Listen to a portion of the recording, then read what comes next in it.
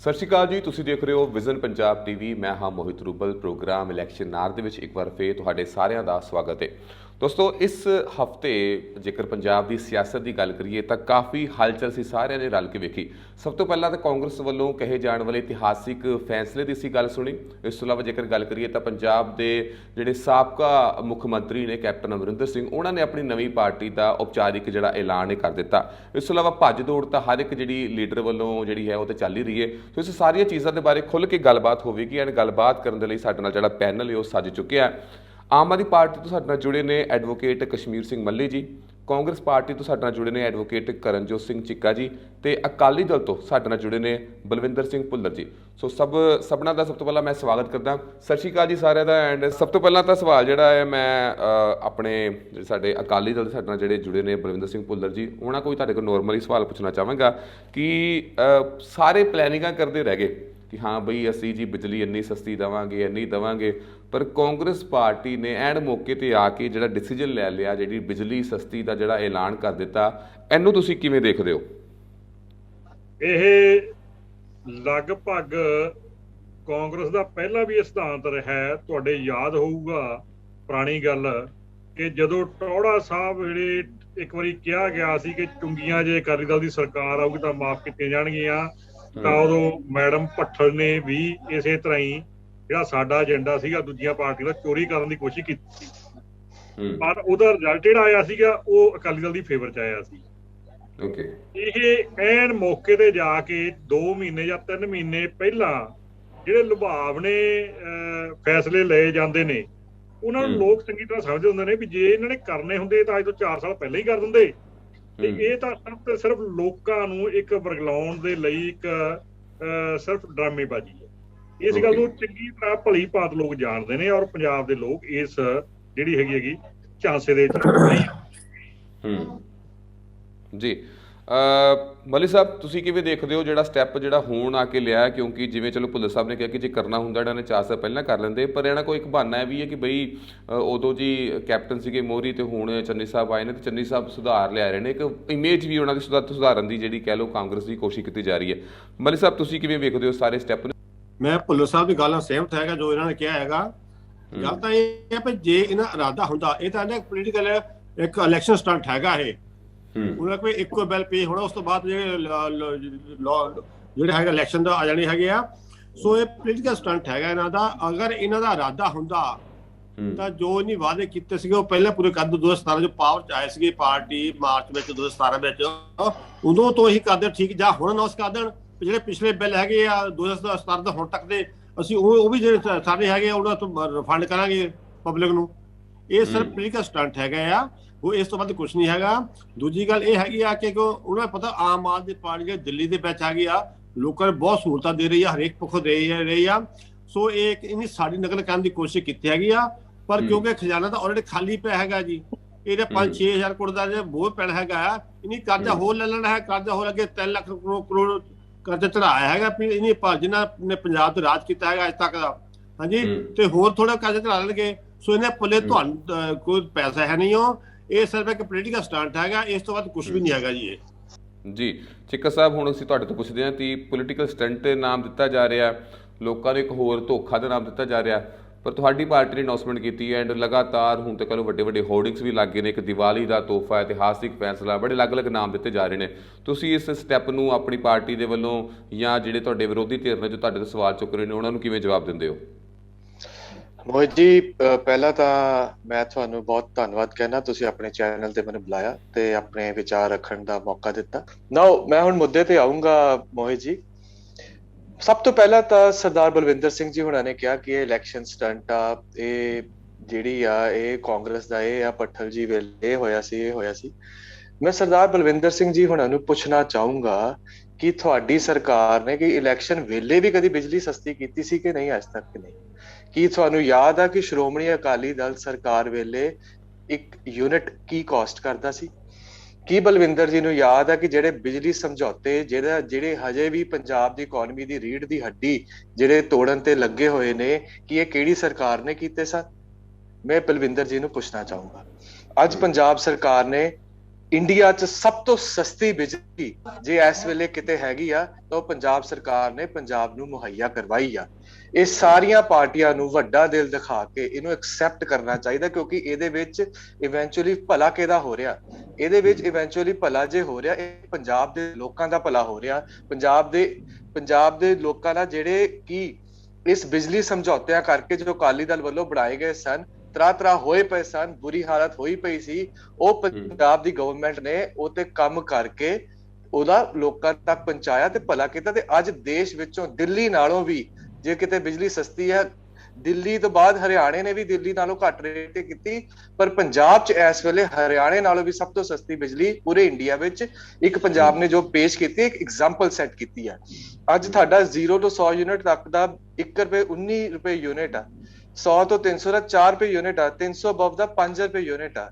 ਤੇ ਜਿੱਥੇ ਤੱਕ ਆਮ ਆਦਮੀ ਪਾਰਟੀ ਦੇ ਮੱਲੀ ਸਾਹਿਬ ਇਹ ਗੱਲ ਕਹਿ ਰਹੇ ਆ ਕਿ ਸਾਨੂੰ ਕਾਪੀ ਕੀਤੀ, ਮੱਲੀ ਸਾਹਿਬ ਨੇ ਇਹ ਗੱਲ ਦੱਸਣਾ ਚਾਹੂੰਗਾ ਕਿ ਜਿਹੜੀ ਦਿੱਲੀ ਗਵਰਨਮੈਂਟ ਦੀ ਇਲੈਕਟ੍ਰਿਸਿਟੀ ਸਬਸਿਡੀ ਆ that is up till rupees 2200 crores, Punjab ਸਰਕਾਰ 13,944 ਕਰੋੜ ਦੀ ਇਲੈਕਟ੍ਰਿਸਿਟੀ ਸਬਸਿਡੀ ਦੇ ਰਹੀ ਆ। ਤੇ ਇਹ ਦੁਨੀਆ ਗਵਾਹ ਵਾ ਕਿ ਕਾਪੀ ਸਾਨੂੰ ਕਿਹਨੇ ਕੀਤਾ ਕਿ ਕਿਹਨੇ ਕਿਹਨੂੰ ਕੀਤਾ। ਸੋ ਪੰਜਾਬ ਸਰਕਾਰ ਦੀ ਅੱਗੇ ਜੋ ਚਾਹੇ ਕਿਸਾਨਾਂ ਨੂੰ ਮੁਫਤ ਬਿਜਲੀ ਦੇਣ ਦੀ ਗੱਲ ਹੋਵੇ, ਪੰਜਾਬ ਸਰਕਾਰ ਨੇ ਸ਼ੁਰੂ ਤੋਂ ਹੀ ਵੈਲਫੇਅਰ ਸਕੀਮਸ ਤੇ ਕੰਮ ਕੀਤਾ ਤੇ ਉਹਨੂੰ ਵਧਾਉਣ ਦੀ ਗੱਲ ਕੀਤੀ ਆ। ਤੇ ਹੁਣ ਈਵਨ ਜਿਹੜੇ ਅਕਾਲੀ ਦਲ ਵੱਲੋਂ ਜਿਹੜੇ ਇਹ ਕਰਾਰ, ਜਿਹੜੇ ਇਲੈਕਟ੍ਰਿਸਿਟੀ ਅਗਰੀਮੈਂਟਸ ਜਿਹੜੇ ਬਣਾਏ ਗਏ ਸਨ, ਉਹਨੂੰ ਵੀ ਪਾਵਰਕਾਮ ਨੂੰ ਡਾਇਰੈਕਸ਼ਨਸ ਦਿੱਤੀ ਆ ਪੰਜਾਬ ਗਵਰਨਮੈਂਟ ਨੇ ਕਿ ਕੋਈ ਨਾ ਕੋਈ ਹੱਲ ਕੱਢ ਕੇ ਇਹਨੂੰ ਜਲਦੀ ਤੋਂ ਜਲਦੀ ਰੱਦ ਕੀਤਾ ਜਾਵੇ ਤੇ ਇੱਕ ਨਵੀਂ ਇਲੈਕਟ੍ਰਿਸਿਟੀ ਪਾਲਿਸੀ ਨੂੰ ਲਿਆਂਦਾ ਜਾਵੇ, ਜਿਹਦੇ ਕਰਕੇ ਪ੍ਰਾਈਸਿਸ ਸਸਟੇਨ ਰਹਿਣ ਅਤੇ ਸਬਸਿਡੀ ਜੇ ਹੋਰ ਵੱਧ ਸਕੇ ਕਿਸੇ ਢੰਗ ਨਾਲ ਉਹਨੂੰ ਵਧਾਇਆ ਜਾ ਸਕੇ।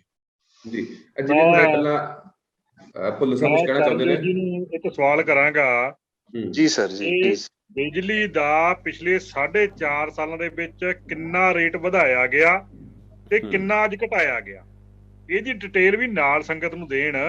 ਲੋਕਾਂ ਨੂੰ ਇਹ ਵੀ ਨਾਲ ਪਤਾ ਹੋਣਾ ਚਾਹੀਦਾ ਵੀ ਆਪਾਂ ਇਹਨਾਂ ਨੇ ਵਧਾਇਆ ਕਿੰਨਾ ਤੇ ਉਹਦੇ ਚ ਘਟਾਇਆ ਕਿੰਨਾ। ਲਗਾਤਾਰ ਹਰ ਸਾਲ ਵਾਧਾ ਬਿਜਲੀ ਦੇ ਵਿੱਚ ਕਰਕੇ ਆਪਾਂ ਐਂਡ ਤੇ ਜਾ ਕੇ 3 ਮਹੀਨੇ ਰਹਿੰਦੇ ਤੋਂ ਕਹੀਏ ਵੀ ਅਸੀਂ ਤੁਹਾਨੂੰ ਘਟਾ ਕੇ ਬੜਾ ਵੱਡਾ ਫਾਇਦਾ ਕਰਤਾ। ਜਿਹੜੇ ਪਿਛਲੇ 4.5 ਸਾਲ ਲਏ ਆ, ਜੇ ਤਾਂ ਉਹ ਤੁਸੀਂ ਗਲਤੀ ਨਾਲ ਲੈ ਲਏ ਤਾਂ ਵਾਪਸ ਕਰ ਦਿਓ, ਜੇ ਨਹੀਂ ਗਲਤੀ ਨਾਲ ਲਏ ਤਾਂ ਫਿਰ ਐਵੇਂ ਡਰਾਮੇਬਾਜ਼ੀ ਆ ਇਹ, ਫਿਰ ਇਹਨੂੰ ਆਪਾਂ ਸਟੰਟ ਹੀ ਕਹਾਂਗੇ। ਦੂਜੀ ਗੱਲ ਇਹਨਾਂ ਨੇ ਜਿਹੜੀ ਕਹੀ ਕਿ ਬਿਜਲੀ ਦੇ ਜਿਹੜਾ ਸੀਗਾ ਅਕਾਲੀ ਦਲ ਦੇ ਟਾਈਮ ਤੇ ਕੀ ਹੋਇਆ, ਜਿਹੜੀ ਇਹ ਸਬਸਿਡੀ ਦੀ ਗੱਲ ਕਰਦੇ ਕਿਸਾਨਾਂ ਦੀ, ਇਹ ਕਿਸਾਨਾਂ ਦੀ ਸਬਸਿਡੀ ਅਕਾਲੀ ਦਲ ਨੇ ਸ਼ੁਰੂ ਕੀਤੀ। ਇਹ ਜਿਹੜਾ ਬੈਨੀਫਿਟ ਦਿੱਤਾ ਲੋਕਾਂ ਨੂੰ, ਇਹ ਅਕਾਲੀ ਦਲ ਨੇ ਦਿੱਤਾ ਕਿਸਾਨ ਨੂੰ। ਕਿਸਾਨ ਦੀ ਜਿਹੜੀ ਮੋਟਰ ਦੀ ਬਿਜਲੀ ਆ ਉਹ ਅਕਾਲੀ ਦਲ ਨੇ ਫ੍ਰੀ ਕੀਤੀ, ਕਾਂਗਰਸ ਨੇ ਆ ਕੇ ਨਹੀਂ ਕੀਤੀ। ਸਗੋਂ ਕਾਂਗਰਸ ਦੇ ਟਾਈਮ ਦੇ ਵਿੱਚ ਤਾਂ ਇੱਕ ਵਾਰੀ ਪਿੱਛੇ ਜਿਹੜਾ ਸੀਗਾ ਉਹ ਦੁਬਾਰੇ ਲਗਾਏ ਵੀ ਗਏ ਸੀਗੇ ਪਿਛਲੀ ਸਰਕਾਰਾਂ ਦੌਰਾਨ, ਠੀਕ ਹੈ। ਪਰ ਜਿੱਥੇ ਤੱਕ ਗੱਲ ਇਹ ਕਰਦੇ ਨੇਗੇ ਇਸ ਦੀ ਕਿ ਅਕਾਲੀ ਦਲ ਦੇ ਟਾਈਮ ਦੇ ਉੱਤੇ ਜਿਹੜੇ ਬਿਜਲੀ ਦੇ ਸਮਝੌਤੇ ਕੀਤੇ ਗਏ ਬੜੇ ਗਲਤ ਕੀਤੇ ਗਏ, ਭਾਈ ਸਾਹਿਬ ਇੱਕ ਵੀ ਯੂਨਿਟ ਜੇ ਕਿਤੇ ਕਾਂਗਰਸ ਦੇ ਟਾਈਮ ਦੇ ਵਿੱਚ ਲੱਗੇ ਹੈ ਤੇ ਉਹ ਦੱਸਣ ਵੀ ਆ ਅਸੀਂ ਇੱਥੋਂ ਬਿਜਲੀ ਪੈਦਾ ਕੀਤੀ ਹੈਗੀ। ਅਸੀਂ ਤਾਂ ਕੁਦਰਤੀ ਸਰੋਤ ਵੀ ਸੂਰਜ ਦੀ ਰੋਸ਼ਨੀ ਤੋਂ ਵੀ ਬਿਜਲੀ ਤੇ ਲੈਣ ਦੀ ਕੋਸ਼ਿਸ਼ ਕੀਤੀ ਹੈ, ਪ੍ਰੋਜੈਕਟ ਵੀ ਲਗਵਾਏ ਹੈ। ਜੇ ਉਹ ਪ੍ਰਾਈਵੇਟ ਬੰਦਿਆਂ ਦੇ ਲਗਵਾਏ ਆ ਜਾਂ ਸਰਕਾਰੀ ਦੇ ਲੱਗੇ ਆ ਉਹ ਇੱਕ ਵੱਖਰਾ ਮੈਟਰ ਹੈ। ਜੇਕਰ ਸਾਡੇ ਕੋਲ ਆਪਦੇ ਕੋਲ ਸਾਧਨ ਨਾ ਹੋਵੇ, ਜੇ ਮੈਂ ਇੱਥੋਂ ਦਿੱਲੀ ਜਾਣਾ ਹੋਵੇ, ਮੇਰੇ ਕੋਲ ਆਪਦੀ ਗੱਡੀ ਨਾ ਹੋਵੇ ਤਾਂ ਮੈਂ ਟੈਕਸੀ ਵੀ ਕਰਵਾ ਸਕਦਾਗਾ, ਪਰ ਮੇਰਾ ਦਿੱਲੀ ਜਾਣਾ ਜ਼ਰੂਰੀ ਤਾਂ ਮੈਂ ਜ਼ਰੂਰੀ ਜਾਊਂਗਾ ਨਾ।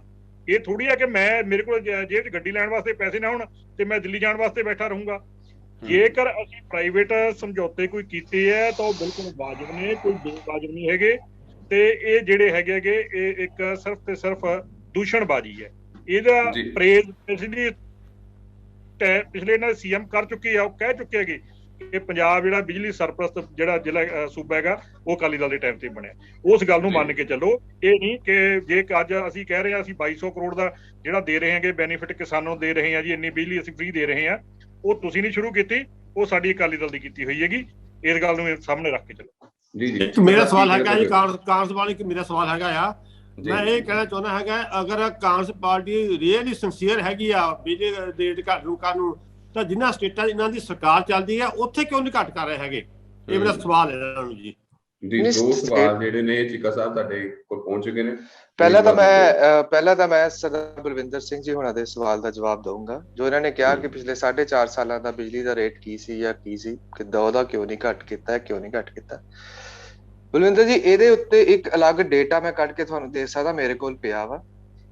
ਜਿਹੜੇ ਇਲੈਕਟ੍ਰਿਸਿਟੀ ਅਗਰੀਮੈਂਟਸ ਹੋਣ ਤੋਂ ਬਾਅਦ ਜਿਹੜੀ ਮਿਨੀਮਮ ਬਿਜਲੀ ਦੀ ਤੁਸੀਂ ਰੱਖੀ ਸੀਗੀ ਉਹਨਾਂ ਕੰਪਨੀਆਂ ਦੇ ਨਾਲ, ਦੈਟ ਦਾ ਮਿਨੀਮਮ ਜਿਹੜੀ ਬਿਜਲੀ ਦੀ ਕਾਸਟਿੰਗ ਤੁਸੀਂ ਉਸ ਕੰਪਨੀਆਂ ਨੂੰ ਦੇਣੀ ਆ, ਇਹ ਬਿਜਲੀ ਦੀ ਜਿਹੜੀ ਰੇਟ ਆ ਇਹ ਤੁਹਾਡੇ ਟਾਈਮ ਤੋਂ ਵੱਧ ਕੇ, ਕਿਉਂਕਿ ਉਸ ਅਗਰੀਮੈਂਟਸ ਨੂੰ ਤੁਸੀਂ ਆਨਰ ਕੀਤਾ ਸੀਗਾ ਤੇ ਉਸ ਅਗਰੀਮੈਂਟਸ ਨੂੰ ਚਲਾਉਣ ਲਈ ਇਹ ਤੁਹਾਡੇ ਟਾਈਮ ਤੋਂ ਉਸ ਬਿਜਲੀ ਦੇ ਰੇਟ ਉਹ ਵਧੇ ਸੀ। ਫਿਰ ਤੁਸੀਂ ਮੈਨੂੰ ਇੱਕ ਗੱਲ ਕਹੀ ਕਿ ਪਹਿਲਾਂ ਤੁਸੀਂ ਵਧਾ ਦਿੱਤੇ ਫਿਰ ਤੁਸੀਂ ਘਟਾ ਦਿੱਤੇ।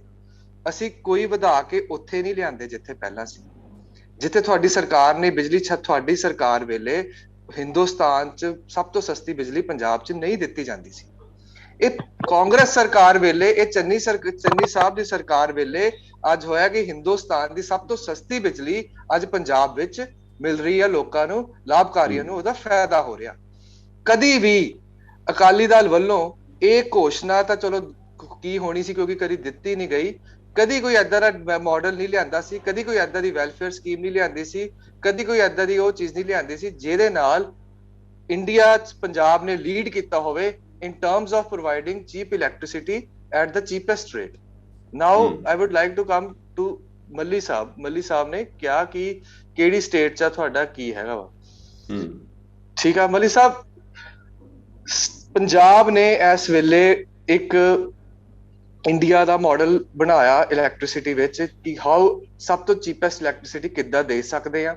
2 ਕਿਲੋਵਾਟ ਤੋਂ ਘੱਟ ਜਿਹੜੇ ਲੋਕਾਂ ਦੇ ਜਿਹੜੇ 96,911 ਲੋਕ ਜਿਨ੍ਹਾਂ ਦਾ 77.37 ਕਰੋੜ ਰੁਪਏ ਦਾ ਬਿਜਲੀ ਦਾ ਜਿਹੜਾ ਪੈਂਡਿੰਗ ਡਿਊ ਸੀਗਾ ਉਹ ਪੇ ਕੀਤਾ। ਕਿ ਤੁਸੀਂ ਇਹਨੂੰ ਵੈਲਫੇਅਰ ਗਵਰਨਮੈਂਟ ਦੀ ਵੈਲਫੇਅਰ ਸਕੀਮਸ ਨੂੰ ਮੰਨਦੇ ਆ ਇਸ ਚੀਜ਼ ਨੂੰ ਕਿ ਨਹੀਂ ਮੰਨਦੇ? Subsidy should be given to the one who needs the most.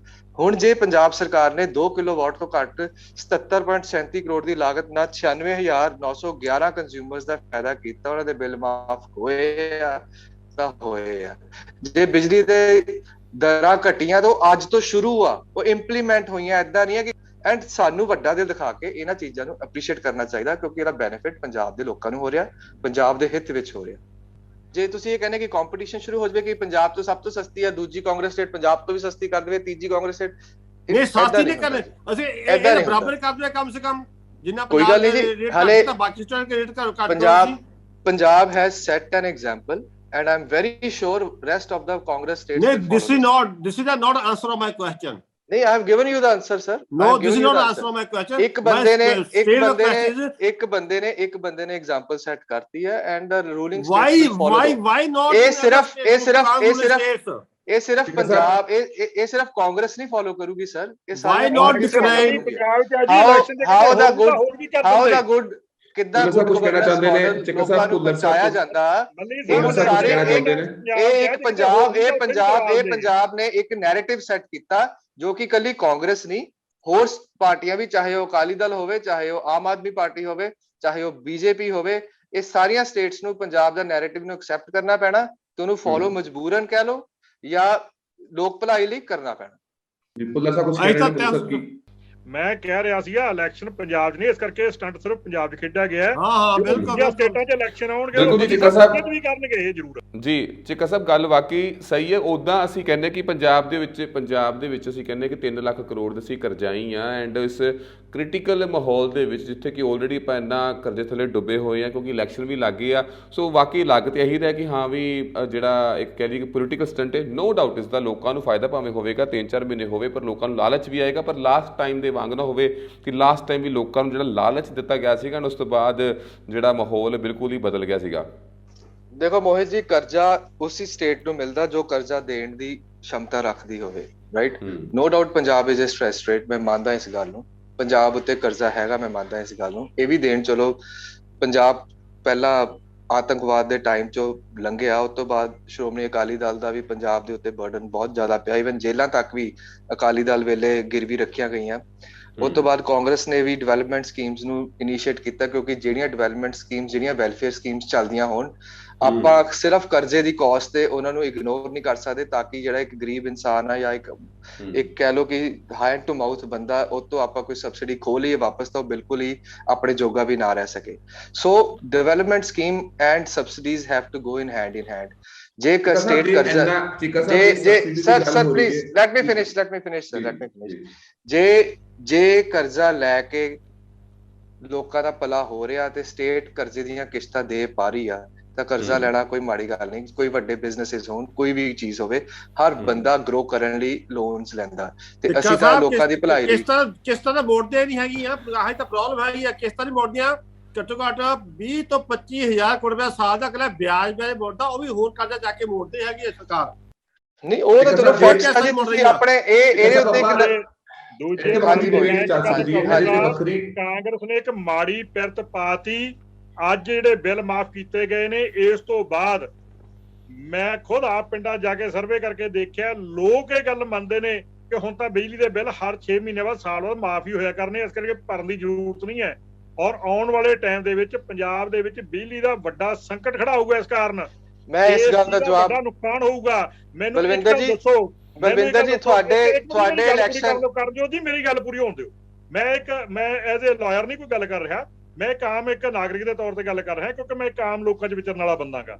ਮੈਨੂੰ ਇੱਕ ਗੱਲ ਦਾ ਜਵਾਬ ਦਿਓ ਕਿ 2 ਭਰਾਵਾਂ ਦੇ 2-2 ਕਿਲੋਵਾਟ ਦੇ ਮੀਟਰ ਲੱਗੇ ਨੇ, ਇੱਕ ਭਰਾ ਬਿੱਲ ਭਰਦਾ ਰਿਹਾ, ਇੱਕ ਨੇ ਨਹੀਂ ਭਰਿਆ। ਜਿਹਨੇ ਨਹੀਂ ਭਰਿਆ ਉਹਦਾ ਤੁਸੀਂ ਮਾਫ ਕਰਤਾ, ਜਿਹਨੇ ਭਰਿਆ ਫਿਰ ਉਹ ਬੇਵਕੂਫ ਹੋਇਆ ਨਾ, ਉਹ ਅੱਗੇ ਤੋਂ ਬਿੱਲ ਨਾ ਭਰੂਗਾ। ਉਹ ਕਿਉਂ ਭਰੂਗਾ ਜੀ? ਵਾਏ।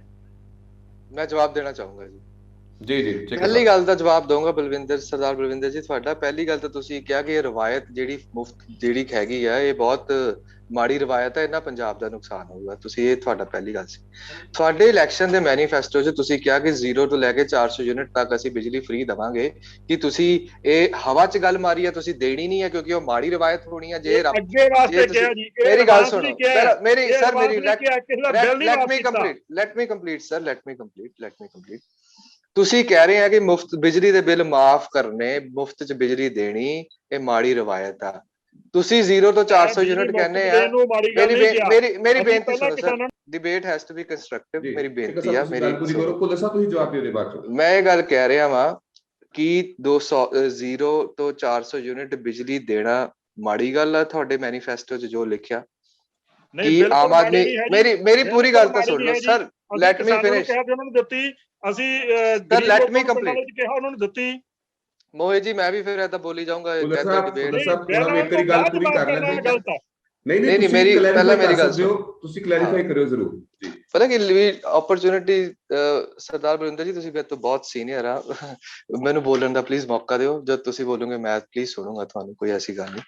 ਮੈਂ ਇਹ ਬੇਨਤੀ ਕਰ ਰਿਹਾ ਕਿ ਗੁੱਡ ਗਵਰਨੈਂਸ ਮਾਡਲ ਲਈ ਬਿਜਲੀ ਮਾਫ ਕਰਨਾ ਕੀ ਇਹ 'ਚ ਮਾੜੀ ਗੱਲ ਹੈ? ਜਿਹੜੇ ਦੇ ਸਕਦਾ ਸੀ, ਜਿਹੜਾ ਬੰਦਾ 2 ਕਿਲੋਵਾਟ ਤੋਂ ਘੱਟ ਵਾਲਾ, ਉਹਨੇ ਦਿੱਤੀ ਬਿਕੋਜ਼ ਉਹਦੀ ਪੇਇੰਗ ਕੈਪੈਸਿਟੀ ਸੀ। ਜਿਹੜੇ ਨਹੀਂ ਦਿੱਤੀ ਉਹ ਵਿਚਾਰਾ ਹਾਲਾਤਾਂ ਦਾ ਮਾਰੇ ਹੋਊਗਾ। ਨਹੀਂ ਤਾਂ ਕੌਣ ਆਪਣਾ ਬਿਜਲੀ ਦਾ ਬਿੱਲ ਨਹੀਂ ਦਿੰਦਾ? ਕੌਣ ਚਾਹੁੰਦਾ ਮੇਰਾ ਮੀਟਰ ਘੱਟ ਹੋਵੇ? ਇਸ ਲਈ ਸਬਸਿਡੀ ਐਕਚੁਅਲ 'ਚ ਤਾਂ ਉਹਨੂੰ ਹੀ ਗਈ ਨਾ ਜਿਹਨੂੰ required C, the one who was actually in need of the subsidy. Number 2, ਜੇ ਕਹਿੰਦੇ ਆ ਮੁਫਤ ਦੀਆਂ ਚੀਜ਼ਾਂ ਦੇਣੀਆਂ ਮਾੜੀਆਂ, ਤਾਂ ਸਭ ਤੋਂ ਪਹਿਲਾਂ ਆਪਣੀ 0 ਤੋਂ 400 ਯੂਨਿਟ ਵਾਲੀ ਜਿਹੜੀ ਗੱਲ ਇਹਨਾਂ ਨੇ ਕਹੀ ਆ, ਉਹ ਆਪਣੇ ਪ੍ਰਧਾਨ ਜੀ ਨੂੰ ਕਹਿਣ ਜਾ ਕੇ ਬਿਲਕੁਲ ਗਲਤ ਆ। ਇਹਨਾਂ ਗਲਤ ਰਿਵਾਇਤ ਪੈਦਾ ਸ਼ੁਰੂ ਹੋਊਗੀ। ਇਹਨਾਂ ਪੰਜਾਬ ਦਾ ਨੁਕਸਾਨ ਹੋਊਗਾ, ਇਹਨਾਂ ਪੰਜਾਬ ਦੇ ਲੋਕਾਂ ਦਾ ਨੁਕਸਾਨ ਹੋਊਗਾ, ਇਹਨਾਂ ਜਿਹੜੇ ਲਾਭ ਪਾਤਰੀ ਆ ਉਹਨਾਂ ਦਾ ਨੁਕਸਾਨ ਹੋਊਗਾ। ਇਹ ਪਹਿਲਾਂ ਉਹਨਾਂ ਨੂੰ ਕਹਿਣ ਜਾ ਕੇ ਫਿਰ ਇਹ ਸਾਡੀ ਡਿਬੇਟ 'ਚ ਗਲਤ ਹੈ। ਮੈਂ ਬਿਲਕੁਲ ਨਹੀਂ ਕਿਹਾ ਜੀ ਕੋਈ ਚੀਜ਼ ਮੁਫਤ ਦੇਣਾ ਗਲਤ ਹੈ। ਮੈਂ ਇਹ ਕਿਹਾ ਕਿ ਕਿਸੇ ਨੂੰ ਇੱਕ ਬਿੱਲ ਇਸ਼ੂ ਕਰਨ ਤੋਂ ਬਾਅਦ ਉਸ ਬਿੱਲ ਨੂੰ ਮਾਫ ਕਰਨਾ ਇਸ ਢੰਗ ਦੇ ਨਾਲ, ਇਹ ਸਰਾਸਰ ਹੈ ਕਿ ਅੱਗੇ ਤੋਂ ਹਰ ਇੱਕ ਬੰਦਾ ਇਹਦਾ ਬੈਨੀਫਿਟ ਸੋਚੂਗਾ ਕਿ ਆਪਾਂ ਜੇ ਬਿੱਲ ਨਹੀਂ ਭਰਿਆ, ਆਪਾਂ ਨਹੀਂ ਭਰਾਂਗੇ। ਉਹ ਹਰੇਕ ਬੰਦਾ ਕਹੂਗਾ ਮੈਂ ਤਾਂ ਭਰਨ ਦੇ ਕਾਬਿਲ ਨਹੀਂ ਹਾਂ ਜੀ, ਤਾਂ ਕਰਕੇ ਨਹੀਂ ਭਰਿਆ। ਅੱਗੇ ਨੂੰ ਸਰਕਾਰਾਂ ਨੇ ਕਿਸੇ ਨਾ ਕਿਸੇ ਨੇ ਮਾਫ ਤਾਂ ਕਰ ਲੈਣਾ। ਇਸ ਵਾਰ ਤੁਸੀਂ ਕਰਤਾ ਹੈ, ਅਗਲੀ ਵਾਰ ਉਹ ਸੋਚਣਗੇ ਵੀ ਅਕਾਲੀ ਦਲ ਵੀ ਮਾਫ ਕਰੂਗਾ। ਤੁਸੀਂ ਜੇਕਰ ਇੱਕ ਆਪਾਂ ਐਡਵਾਂਸ ਵੀ ਲੋਕਾਂ ਨੂੰ ਕਹਿ ਰਹੇ ਕਿ ਅਸੀਂ 400 ਯੂਨਿਟ ਦੇ ਉੱਤੇ ਨਹੀਂ ਪੈਸੇ ਲਵਾਂਗੇ, ਤਾਂ ਉਹਦੇ ਲਈ ਕੋਈ ਨਾ ਕੋਈ ਸ਼ਡਿਊਲ ਵੀ ਤਾਂ ਤਿਆਰ ਕਰਾਂਗੇ ਨਾ ਅਸੀਂ ਕਿ ਇਹ 400 ਯੂਨਿਟ ਦੇ ਪੈਸੇ ਕਿੱਥੋਂ ਪੂਰੇ ਕਰਨੇ ਆ। ਉਹਦੇ ਲਈ ਕੋਈ ਸ਼ਡਿਊਲ ਤਾਂ ਹੋਊਗਾ ਨਾ। ਇੱਕ ਆਪਾਂ ਅਚਾਨਕ ਲੋਕਾਂ ਨੂੰ ਕਹਿਤਾ ਕਿ ਤੁਹਾਡੇ ਤੋਂ ਪੈਸੇ ਲੈਣੇ ਜੀ, ਹੁਣ ਨਹੀਂ ਲਵਾਂਗੇ, ਚਲੋ ਛੱਡੇ ਜੀ, ਅੱਜ ਅਸੀਂ ਛੱਡਦੇ ਆ, ਤੇ ਉਹ ਅੱਗੇ ਨੂੰ ਕਿਉਂ ਕਰਨਗੇ ਜੀ? ਕਿਉਂ ਪੇ ਕਰਨਗੇ? ਮੈਨੂੰ ਦੱਸੋ। ਮੈਂ ਤਾਂ ਇਸ ਗੱਲ ਦਾ ਪੂਰਾ ਬਿਲਕੁਲ ਖਿਲਾਫ ਹਾਂ ਜੀ। ਚਾਹੇ ਉਹ ਬੈਂਕਾਂ ਦਾ ਲੋਨ ਹੈ, ਚਾਹੇ ਉਹ ਬਿਜਲੀ ਦਾ। ਹਾਂ ਠੀਕ ਹੈ, ਕਿਸੇ ਨੂੰ ਕੋਈ ਵਿਆਜ ਦੇ ਵਿੱਚ ਰਿਆਇਤ ਕੀਤੀ ਜਾ ਸਕਦੀ ਹੈ, ਕਿਸੇ ਦੀ ਕਿਸ਼ਤਾਂ ਕੀਤੀਆਂ ਜਾ ਸਕਦੀਆਂ, ਪਰ ਜੇ ਅੱਜ ਇਹਨਾਂ ਨੇ ਬਿਜਲੀ ਦੇ ਇਸ ਤਰ੍ਹਾਂ ਬਿੱਲ ਦੇ ਉੱਤੇ ਕਾਟਾ ਮਾਰਿਆ, ਤਾਂ ਉਹ ਅੱਗੇ ਨੂੰ ਵੀ ਇਹ ਤਿਆਰੀ ਸਾਨੂੰ ਰੱਖਣੀ ਪਊਗੀ ਸਰਕਾਰਾਂ ਨੂੰ ਕਿ ਜੇਕਰ ਕਿਸੇ ਦਾ ਬਿੱਲ ਆਇਆ ਕਰੂ ਹਰ ਇੱਕ ਬੰਦੇ ਨੇ ਸੋਚਿਆ ਕਰਨਾ ਵੀ ਯਾਰ ਛੱਡ ਯਾਰ ਆਪਣੇ ਕੋਲ ਨਹੀਂ ਭਰ ਹੁੰਦਾ, ਛੱਡ ਦੇ ਕੋਈ ਗੱਲ ਨਹੀਂ, ਅੱਗੇ ਸਰਕਾਰਾਂ ਨੇ ਮਾਫ ਹੀ ਕਰਨਾ ਹੈਗਾ। ਬਹੁਤ ਸਾਰੇ ਲੋਕ ਐਸੇ ਹੈਗੇ ਨੇ, ਕੋਈ ਥੋੜੇ ਨਹੀਂ। ਜੇਕਰ ਕਈ ਬੰਦੇ ਐਸੇ ਵੀ ਹੋਣਗੇ, ਕਈ ਬੰਦੇ ਸੱਜਣ ਮਿੱਤਰ ਐਸੇ ਵੀ ਹੋਣਗੇ ਜਿਨ੍ਹਾਂ ਨੂੰ ਮੈਂ ਜਾਣਦਾ, ਮੈਂ ਪੇਸ਼ ਕਰ ਸਕਦਾ ਕਿ ਜਿਨ੍ਹਾਂ ਨੇ ਕਰਜ਼ੇ ਚੱਕ ਕੇ ਵੀ ਬਿੱਲ ਭਰੇ ਨੇ, ਪਰ ਅੱਜ ਉਹਨਾਂ ਦਾ ਕੀ ਕਸੂਰ ਹੈ? ਉਹਨਾਂ ਨੇ ਤਾਂ ਕਿਸੇ ਤੋਂ ਵਿਆਜੂ ਫੜ ਕੇ ਬਿੱਲ ਭਰੇ ਨੇ, ਤੇ ਇੱਕ ਨੇ ਨਾ ਭਰਿਆ ਉਹਦੇ ਮਾਫ ਹੋ ਗਏ, ਇੱਕ ਨੇ ਭਰਤਾ ਤੇ ਉਹਦੇ ਗਏ ਖੂਹ ਖਾਤੇ ਵਾਲੀ ਗੱਲ ਹੋ ਗਈ। ਫਿਰ ਉਹ ਕਿਉਂ ਪੇ ਕਰੂਗਾ? ਜੀ ਬਾਕੀ ਸਮਾਜ ਦੇ ਕਿਸੇ ਨਾ ਕਿਸੇ ਅਜਿਹੇ ਤਬਕੇ ਦੇ ਵਿੱਚ ਮਾੜਾ ਪ੍ਰਭਾਵ ਜਾਂ ਮਾੜੀ ਇੱਕ ਆਦਤ ਜਿਹੜੀ ਉਹ ਜ਼ਰੂਰ ਪਵੇਗੀ ਇਸ ਸਾਰੇ ਡਿਸੀਜਨ ਦੇ ਨਾਲ। ਸੋ ਸਰਕਾਰ ਨੂੰ ਇੱਕ ਵਧੀਆ ਕਿਸੇ ਹੋਰ ਇੱਕ ਪ੍ਰੈਕਟੀਕਲ ਵੇ ਦੇ ਨਾਲ ਅੱਗੇ ਆ ਕੇ ਇੱਕ ਆਪਣਾ ਜਿਹੜਾ ਮੋਡਲ ਹੈ ਉਹ ਰੱਖਣਾ ਚਾਹੀਦਾ ਸੀਗਾ। ਖੈਰ ਇਸ ਉੱਪਰ ਵੀ ਗੱਲਬਾਤ ਹੁੰਦੀ ਰਹੇਗੀ, ਹੋਰ ਵੀ ਮੁੱਦੇ ਨੇ ਅੱਜ ਦੀ ਡਿਬੇਟ ਦੇ ਲਈ। ਫਿਲਹਾਲ ਵੇਲਾ 'ਚ ਕੋਈ ਛੋਟੀ ਜਿਹੀ ਬ੍ਰੇਕ ਤੋਂ ਦੁਬਾਰਾ ਮਿਲਦੇ ਹਾਂ ਪ੍ਰੋਗਰਾਮ ਇਲੈਕਸ਼ਨ ਆਰ ਦੇ ਵਿੱਚ। ਬ੍ਰੇਕ ਤੋਂ ਬਾਅਦ ਸਵਾਗਤ ਹੈ ਜੀ ਪ੍ਰੋਗਰਾਮ ਇਲੈਕਸ਼ਨ ਆਰ ਦੇ ਵਿੱਚ। ਚਿੱਕਾ ਸਾਹਿਬ, ਅਸੀਂ ਗੱਲ ਕਰ ਰਹੇ ਹਾਂ ਕਿ ਹਾਂ ਵੀ ਜਿਹੜੀ ਤੁਹਾਡੀ ਸਰਕਾਰ ਇਤਿਹਾਸਿਕ ਫੈਸਲਾ ਜਿਹੜਾ ਇਹ ਲਿਆ ਏ, ਲੋਕਾਂ ਨੂੰ ਜਿਹੜੀ ਰਿਆਇਤ ਜਿਹੜੀ ਇਹ ਮਿਲੇਗੀ ਜਾਂ ਫਿਰ ਮਿਨੀਮਮ ਤੁਸੀਂ ਕਹਿ ਰਹੇ ਹੋ ਕਿ ਪੂਰੇ ਇੰਡੀਆ ਵਿੱਚ ਸਭ ਤੋਂ ਜਿਹੜੇ ਘੱਟ ਰੇਟ ਤੇ ਬਿਜਲੀ ਮਿਲੇਗੀ। ਇਸ ਤੋਂ ਇਲਾਵਾ ਜੇਕਰ ਮੈਂ ਗੱਲ ਕਰਾਂ, ਕੈਪਟਨ ਸਾਹਿਬ ਨੇ ਜਿਹੜੀ ਨਵੀਂ ਪਾਰਟੀ ਅਨਾਊਂਸ ਕਰ ਦਿੱਤੀ ਹੈ, ਤੇ ਨਵੀਂ ਪਾਰਟੀ ਅਨਾਊਂਸ ਕਰਦੇ ਉਹਨਾਂ ਨੇ ਮੀਡੀਆ ਵਿੱਚ ਇਹ ਵੀ ਗੱਲ ਕਹਿ ਦਿੱਤੀ ਕਿ ਹਾਂ ਵੀ ਜਿਹੜੇ ਆਪਣੇ ਸੈਂਡ ਮਾਫੀਆ ਨੇ ਜਾਂ ਹੋਰ ਜਿਹੜੇ ਮਾਫੀਆ ਨੇ, ਉਹਦੇ ਵਿੱਚ ਉਹਨਾਂ ਦੀ ਆਪਣੀ ਪਾਰਟੀ ਦੇ ਕਾਫੀ ਸਾਰੇ MLA ਸ਼ਾਮਿਲ ਸੀਗੇ, ਪਰ ਉਹ ਨਾਮ ਨਹੀਂ ਲੈ ਪਾਏ। ਆਪਣੀ ਜਦੋਂ ਹਕੂਮਤ ਕਰ ਰਹੇ ਸੀਗੇ, ਜਦੋਂ ਮੁੱਖ ਮੰਤਰੀ ਦਾ ਅਹੁਦਾ ਉਹਨਾਂ ਨੇ ਸਾਂਭਿਆ ਸੀਗਾ, ਉਹ ਤਾਂ ਨਹੀਂ ਨਾਮ ਲੈ ਪਾਏ ਕਿ ਕਹਿੰਦੇ ਜੀ ਪਾਰਟੀ ਦੀ ਛਵੀ ਖਰਾਬ ਹੁੰਦੀ ਹੈ। ਪਰ ਹੁਣ ਜਦੋਂ ਕਾਂਗਰਸ ਤੋਂ ਅਲਵਿਦਾ ਆਖ ਚੁੱਕੇ ਨੇ, ਆਪਣਾ ਜਿਹੜਾ ਹੈ ਅਸਤੀਫਾ ਵੀ ਦੇ ਚੁੱਕੇ ਨੇ, ਤਾਂ ਹੁਣ ਕਹਿੰਦੇ ਨੇ ਕਿ ਬਈ ਮੈਂ ਇੱਕ ਲਿਸਟ ਜਾਰੀ ਕਰਾਂਗਾ। ਕੀ ਆਖਦੇ ਹੋ ਭੁੱਲਰ ਸਾਹਿਬ? ਕੀ ਲੱਗਦਾ ਹੈ ਕਿ ਲਿਸਟ ਵਾਕਈ ਸਾਹਮਣੇ ਆਵੇਗੀ? ਕਿਉਂਕਿ ਏਡੀ ਵੱਡੀ ਗੱਲ ਕਹਿ ਦੇਣੀ ਕਿ ਹਾਂ ਵੀ ਮੇਰੇ ਆਪਣੇ MLA ਜਿਹੜੇ ਸੀਗੇ ਉਹ ਇਹੋ ਜਿਹਾ ਜਿਹੜਾ ਮਾਫੀਆ ਦਾ ਕੰਮ ਹੈ ਉਹ ਚਲਾ ਰਹੇ ਸੀਗੇ, ਤਾਂ ਤੁਸੀਂ ਕਿਵੇਂ ਦੇਖਦੇ ਹੋ ਇਸ ਸਿਚੁਏਸ਼ਨ ਨੂੰ, ਇਸ ਉਹਨਾਂ ਦੇ ਬਿਆਨ ਨੂੰ? ਭੁੱਲਰ ਸਾਹਿਬ ਦੇਖੋ ਜੀ, ਕੈਪਟਨ ਸਾਹਿਬ ਕੋਲੇ 4.5 ਸਾਲ ਸੀਗੇ ਆਪਦੇ ਆਪ ਨੂੰ ਸਾਬਤ ਕਰਨ ਲਈ, ਜਿਨ੍ਹਾਂ ਦੇ ਵਿੱਚ ਉਹ ਲਗਾਤਾਰ ਬੁਰੀ ਤਰ੍ਹਾਂ ਫੇਲ ਹੋਏ। ਇਹਦਾ ਕਿਸੇ ਹੱਦ ਤੱਕ ਕਾਰਨ ਇਹ ਵੀ ਹੋ ਸਕਦਾ ਹੈ ਕਿਉਂਕਿ ਬਾਗਡੋਰ ਜਿਹੜੀ ਹੈਗੀ ਹੈ ਇਹਨਾਂ ਦੀ ਕਾਂਗਰਸ ਦੀ, ਜਿਹੜੀ ਉਹ ਸੈਂਟਰ ਦੇ ਹੱਥ 'ਚ ਹੁੰਦੀ ਹੈ, ਇਹਨੇ ਸਰਕਾਰ ਉੱਪਰ ਜਿਹੜੇ ਬੈਠੇ ਆਕਾ ਉਹਨਾਂ ਦੇ ਹੱਥ 'ਚ ਹੁੰਦੀ ਹੈ, ਠੀਕ ਹੈ। ਇਹ ਵੀ ਉਹ ਕਾਰਨ ਹੋ ਸਕਦਾ ਮੇ ਵੀ। ਪਰ ਦੂਜੇ ਪਾਸੇ ਤੇ ਕੈਪਟਨ ਸਾਹਿਬ ਨੇ 4.5 ਸਾਲਾਂ ਦੇ ਵਿੱਚ ਆਪ ਵੀ ਮਹਿਲ 'ਚੋਂ ਬਾਹਰ ਨਿਕਲ ਕੇ ਜਨਤਾ ਦੇ ਦੁੱਖ ਨਹੀਂ ਸੁਣੇ, ਨਾ ਹੀ ਲੋਕਾਂ ਦਾ ਕੋਈ ਭਲੇ ਬਾਰੇ ਸੋਚਿਆ। ਹੁਣ ਜੇਕਰ ਉਹ ਪਾਰਟੀ ਬਣਾਉਂਦੇ ਵੀ ਨੇ, ਉਹ ਬੜੀਆਂ ਕੋਸ਼ਿਸ਼ਾਂ ਕਰ ਰਹੇ ਨੇ, ਬੜੇ ਹਜੇ ਕੋਈ ਸਥਿਤੀ ਕਲੀਅਰ ਨਹੀਂ ਹੈਗੀ, ਆਪਾਂ ਇਹਦੇ ਬਾਰੇ ਕੁਝ ਕਹਿ ਨਹੀਂ ਸਕਦੇ ਜਿੰਨਾ ਚਿਰ ਉਹ ਆਪਦੇ ਕੋਈ ਨਾਮ ਨਹੀਂ ਅਨਾਉਂਸ ਕਰਦੇ।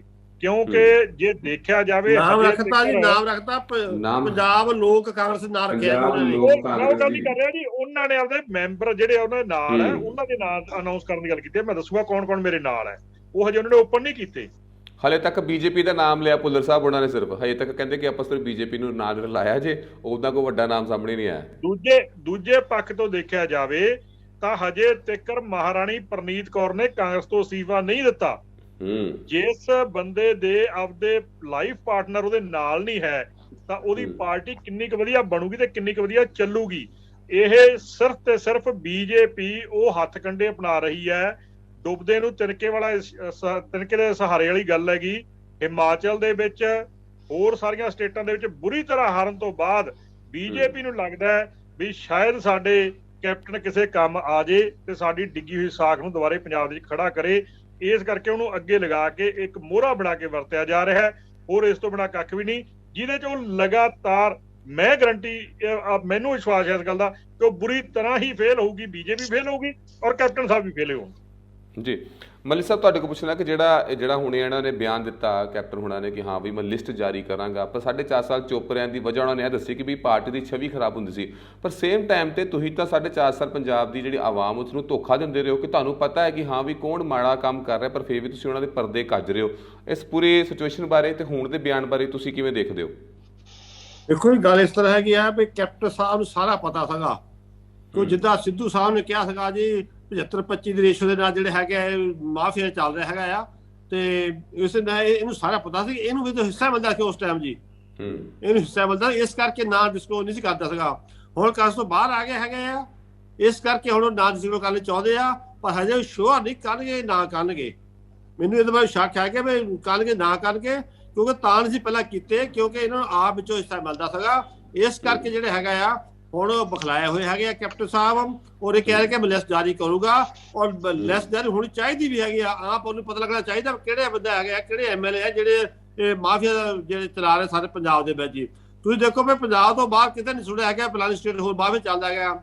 ਇਹ ਜਿਹੜਾ ਮਾਫੀਆ ਰਾਜ ਇਸ਼ੂ ਹੈਗਾ ਇਹ ਅਕਾਲੀ ਸਰਕਾਰ ਵੇਲੇ ਹੋਇਆ, 2007 ਤੋਂ ਬਾਅਦ ਹੋਇਆ, ਉਸ ਤੋਂ ਪਹਿਲਾਂ ਕਦੇ ਨਾਂ ਨਹੀਂ ਸੁਣਿਆ ਮਾਫੀਆ ਦਾ ਜੀ।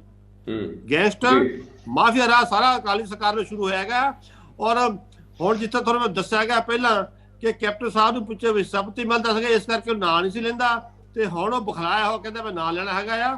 ਤੋ ਨਾ ਪਬਲਿਕ ਹੋਣੇ ਚਾਹੀਦੇ ਆ, ਲੋਕਾਂ ਨੂੰ ਪਤਾ ਲੱਗਣਾ ਚਾਹੀਦਾ ਵੀ ਕਿਹੜੇ ਬੰਦੇ ਹੈਗੇ ਆ ਜਿਹੜੇ ਮਾਫੀਆ ਰਾਜ ਚਲਾ ਰਹੇ ਹੈਗੇ ਆ ਜੀ, ਉਹ ਪੰਜਾਬ ਨੂੰ ਖੋਲਾ ਲਾ ਰਹੇ ਆ। ਕਿਉਂਕਿ ਮਾਫੀਆ ਰਾਜ ਨਾ 95,000 ਕਰੋੜ ਸਾਲ ਦਾ ਨਾ ਇਹਨਾਂ ਮਾਫੀਆ ਜੇਬਾਂ ਜਾਂਦਾ ਹੈਗਾ, 95,000 ਕਰੋੜ ਇੱਕ ਸਾਲ ਦਾ ਜੀ।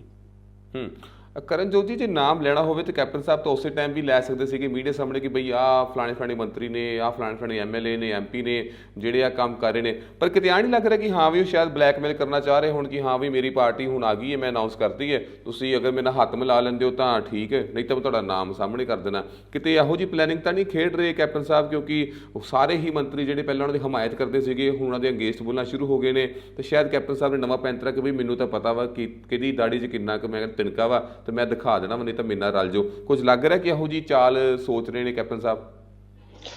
ਦੇਖੋ ਮੋਹਿਤ ਜੀ, ਮੈਂ ਤੁਹਾਡੇ ਕੁਐਸਚਨ ਤੇ ਆਉਂਗਾ ਪਰ ਥੋੜਾ ਜਿਹਾ 1 ਮਿੰਟ ਬਾਅਦ ਆਉਂਗਾ ਆਪਣੇ ਪੁਆਇੰਟ ਤੇ ਆਉਣ ਤੋਂ ਬਾਅਦ।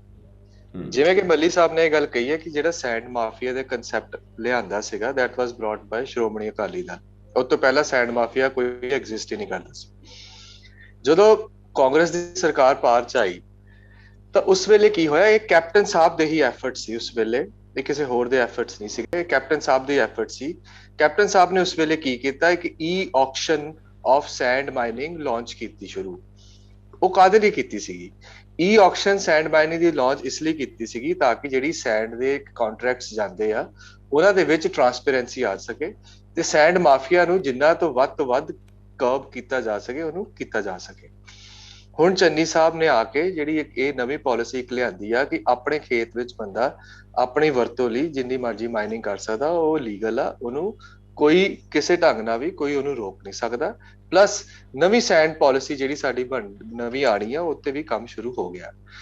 ਤੇ ਹੁਣ ਕੈਪਟਨ ਸਾਹਿਬ ਦੇਖੋ, ਕੈਪਟਨ ਸਾਹਿਬ ਸਾਡੇ ਬਹੁਤ ਰਿਸਪੈਕਟੇਬਲ CM ਸੀਗੇ ਰਹੇ ਆ, ਪਰ ਹੁਣ ਕਿਸੇ ਪੋਲੀਟੀਕਲ ਬੈਨੀਫਿਟਸ ਨੂੰ ਰਾਈਪ ਕਰਨ ਲਈ ਜੋ ਸਟੇਟਮੈਂਟਸ ਏਦਾਂ ਦੀਆਂ ਦੇ ਰਹੇ ਆ, ਮੈਂ ਮੰਨਦਾ ਬਹੁਤ ਗਲਤ ਸਟੇਟਮੈਂਟਸ ਆ। ਜਿਹੜੀ ਪਾਰਟੀ ਨੇ ਉਹਨਾਂ ਨੂੰ ਇੱਕ ਇੰਨਾ ਵੱਡਾ ਮੁਕਾਮ ਦਿੱਤਾ, ਜਿਹੜੀ ਪਾਰਟੀ ਨੇ ਉਹਨਾਂ ਨੂੰ 2 ਵਾਰੀ ਚੀਫ ਮਿਨਿਸਟਰ ਬਣਾਇਆ, ਉਸ ਪਾਰਟੀ ਦੇ ਬਾਰੇ ਏਦਾਂ ਕਹਿਣਾ ਮੈਂ ਬਿਲਕੁਲ ਵੀ ਠੀਕ ਨਹੀਂ ਮੰਨਦਾ। ਤੇ ਉਹ ਮੇਰੇ ਹਿਸਾਬ ਨਾਲ ਕੋਈ ਬਲੈਕਮੇਲਿੰਗ ਟੂਲ ਨਹੀਂ ਆ, ਉਹ ਪੋਲੀਟੀਕਲ ਬੈਨੀਫਿਟ ਰੀਪ ਕਰਨ ਲਈ ਏਦਾਂ ਦੀਆਂ ਸਟੇਟਮੈਂਟਸ ਉਹਨਾਂ ਵੱਲੋਂ ਆ ਰਹੀਆਂ ਜੋ ਕਿ ਗਲਤ।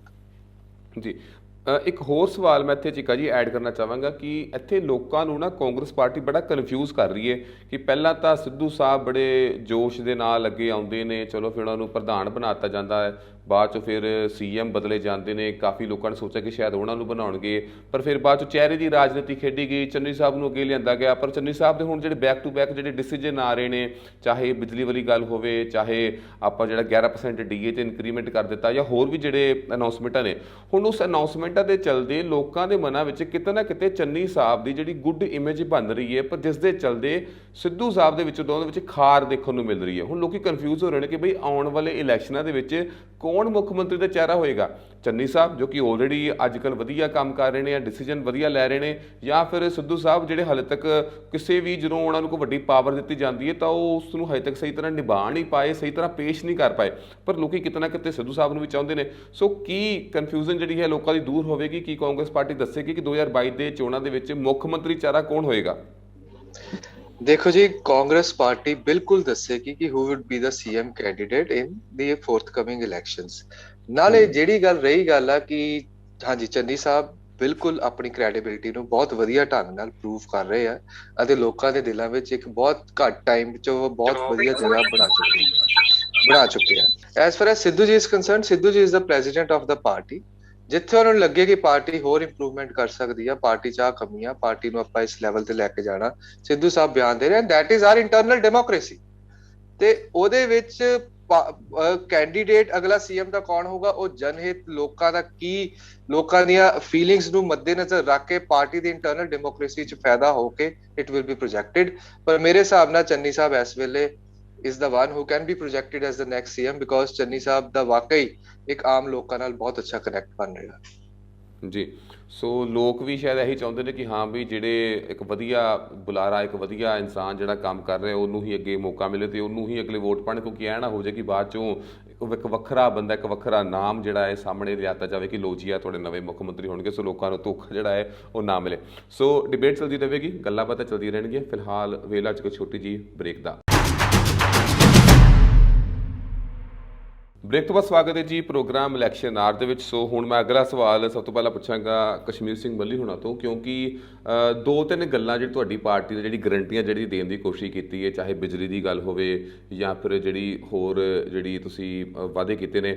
ਸੋ ਸਿਮਿਲਰਲੀ ਕਾਂਗਰਸ ਕਹਿ ਲਓ ਹੈ ਨਾ ਕਿ ਉਹਨਾਂ ਤੋਂ ਹੁਣ ਆਪਣੇ ਅਨਾਊਂਸਮੈਂਟ ਕਰ ਰਹੀ ਹੈ, ਉਹਨਾਂ ਨੂੰ ਲੱਗ ਰਿਹਾ ਕਿ ਹਾਂ ਵੀ ਆਹ ਪਲੈਨਿੰਗਾਂ ਚੰਗੀਆਂ ਨੇ ਅਤੇ ਇਹ 'ਤੇ ਕਰ ਲਈਏ। ਸੋ ਕੀ ਆਉਣ ਵਾਲੇ ਟਾਈਮ ਦੇ ਵਿੱਚ ਹੁਣ ਪਲੈਨਿੰਗਾਂ ਜਿਵੇਂ ਗਰੰਟੀਆਂ ਦਿੱਤੀਆਂ ਜਾ ਰਹੀ ਸੀਗੀਆਂ ਉਹ ਉੱਦਾਂ ਹੀ ਦਿੱਤੀਆਂ ਜਾਣਗੀਆਂ? ਕਿਉਂਕਿ ਹੁਣ ਦੇਖ ਲਿਆ ਕਿ ਸ਼ਾਇਦ ਕਾਂਗਰਸ ਪਾਰਟੀ ਉਸ ਡਿਸੀਜਨ ਲੈਣ ਦੇ ਵਿੱਚ ਉਨੀ ਪਾਵਰ ਹੈ ਕਿ ਉਹ ਸ਼ਾਇਦ ਹੁਣ ਉਹਨੂੰ ਪ੍ਰਚਾਰ ਕੀਤਾ ਜਾਵੇਗਾ ਆਉਣ ਵਾਲੀ ਗਰੰਟੀਆਂ ਦਾ, ਜਾਂ ਥੋੜਾ ਵਿਰਾਮ ਲੱਗੇਗਾ, ਥੋੜਾ ਰੋਕਿਆ ਜਾਵੇਗਾ? ਮੱਲੀ ਸਾਹਿਬ ਦੇਖੋ, ਗੱਲ ਇਸ ਤਰ੍ਹਾਂ ਹੈ ਵੀ ਜਦੋਂ 2017 ਵਿੱਚ ਇਲੈਕਸ਼ਨ ਹੋਣੀ ਸੀ ਤਾਂ ਕੈਪਟਨ ਸਾਹਿਬ ਨੂੰ ਤੁਹਾਨੂੰ ਪਤਾ ਵੀ ਕਿੱਦਾਂ ਵਾਅਦੇ ਲੋਕਾਂ ਨੇ ਕੀਤੇ ਸੀਗੇ, ਠੀਕ ਹੈ ਨਾ ਜੀ।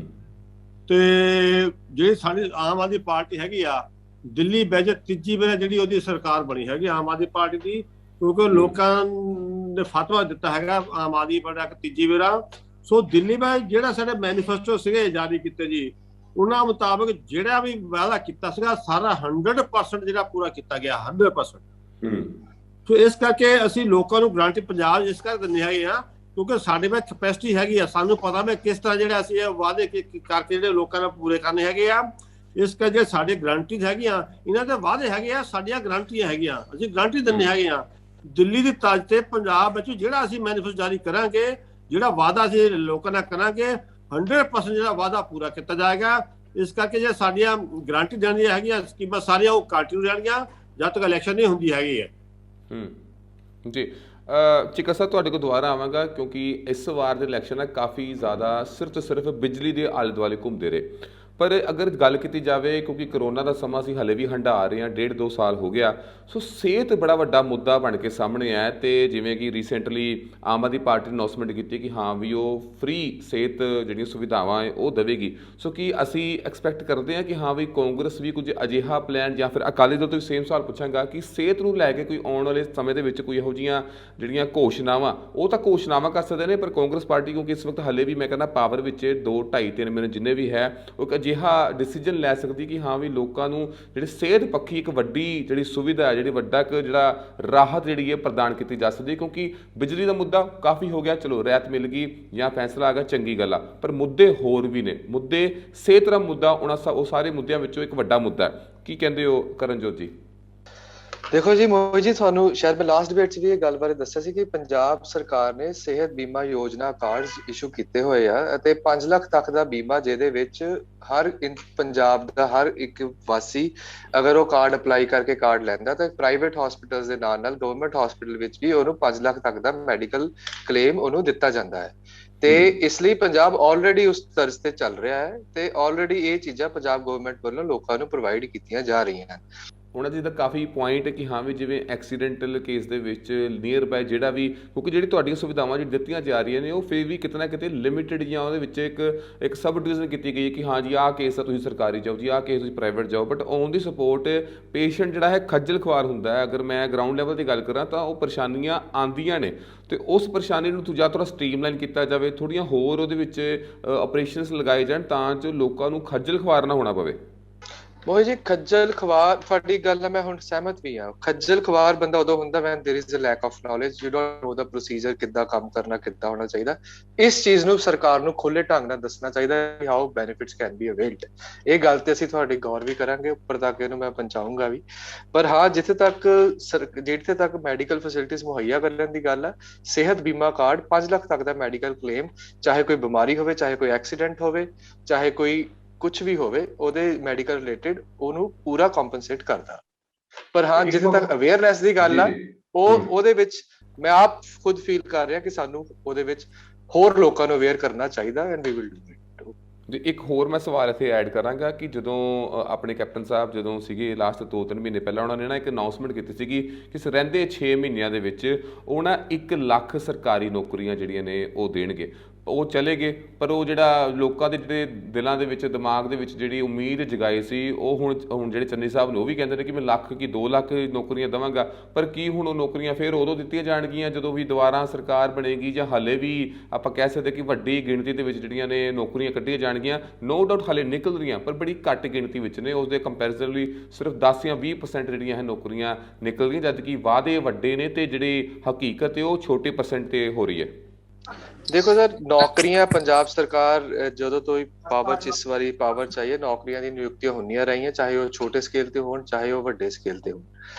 1 ਲੱਖ ਜਿਹੜੀ ਨੌਕਰੀ ਦੀ ਸਟੇਟਮੈਂਟ ਕੈਪਟਨ ਸਾਹਿਬ ਨੇ ਦਿੱਤੀ ਸੀਗੀ, ਉਹ ਕੈਪਟਨ ਸਾਹਿਬ ਦਾ ਕੋਈ ਰੋਡ ਮੈਪ ਹੋਣਾ, ਉਸ ਵੇਲੇ ਕੋਈ ਵਿਜ਼ਨ ਹੋਣੀ ਜਿਸ ਦੀ ਦਿੱਤੀ ਸੀਗੀ।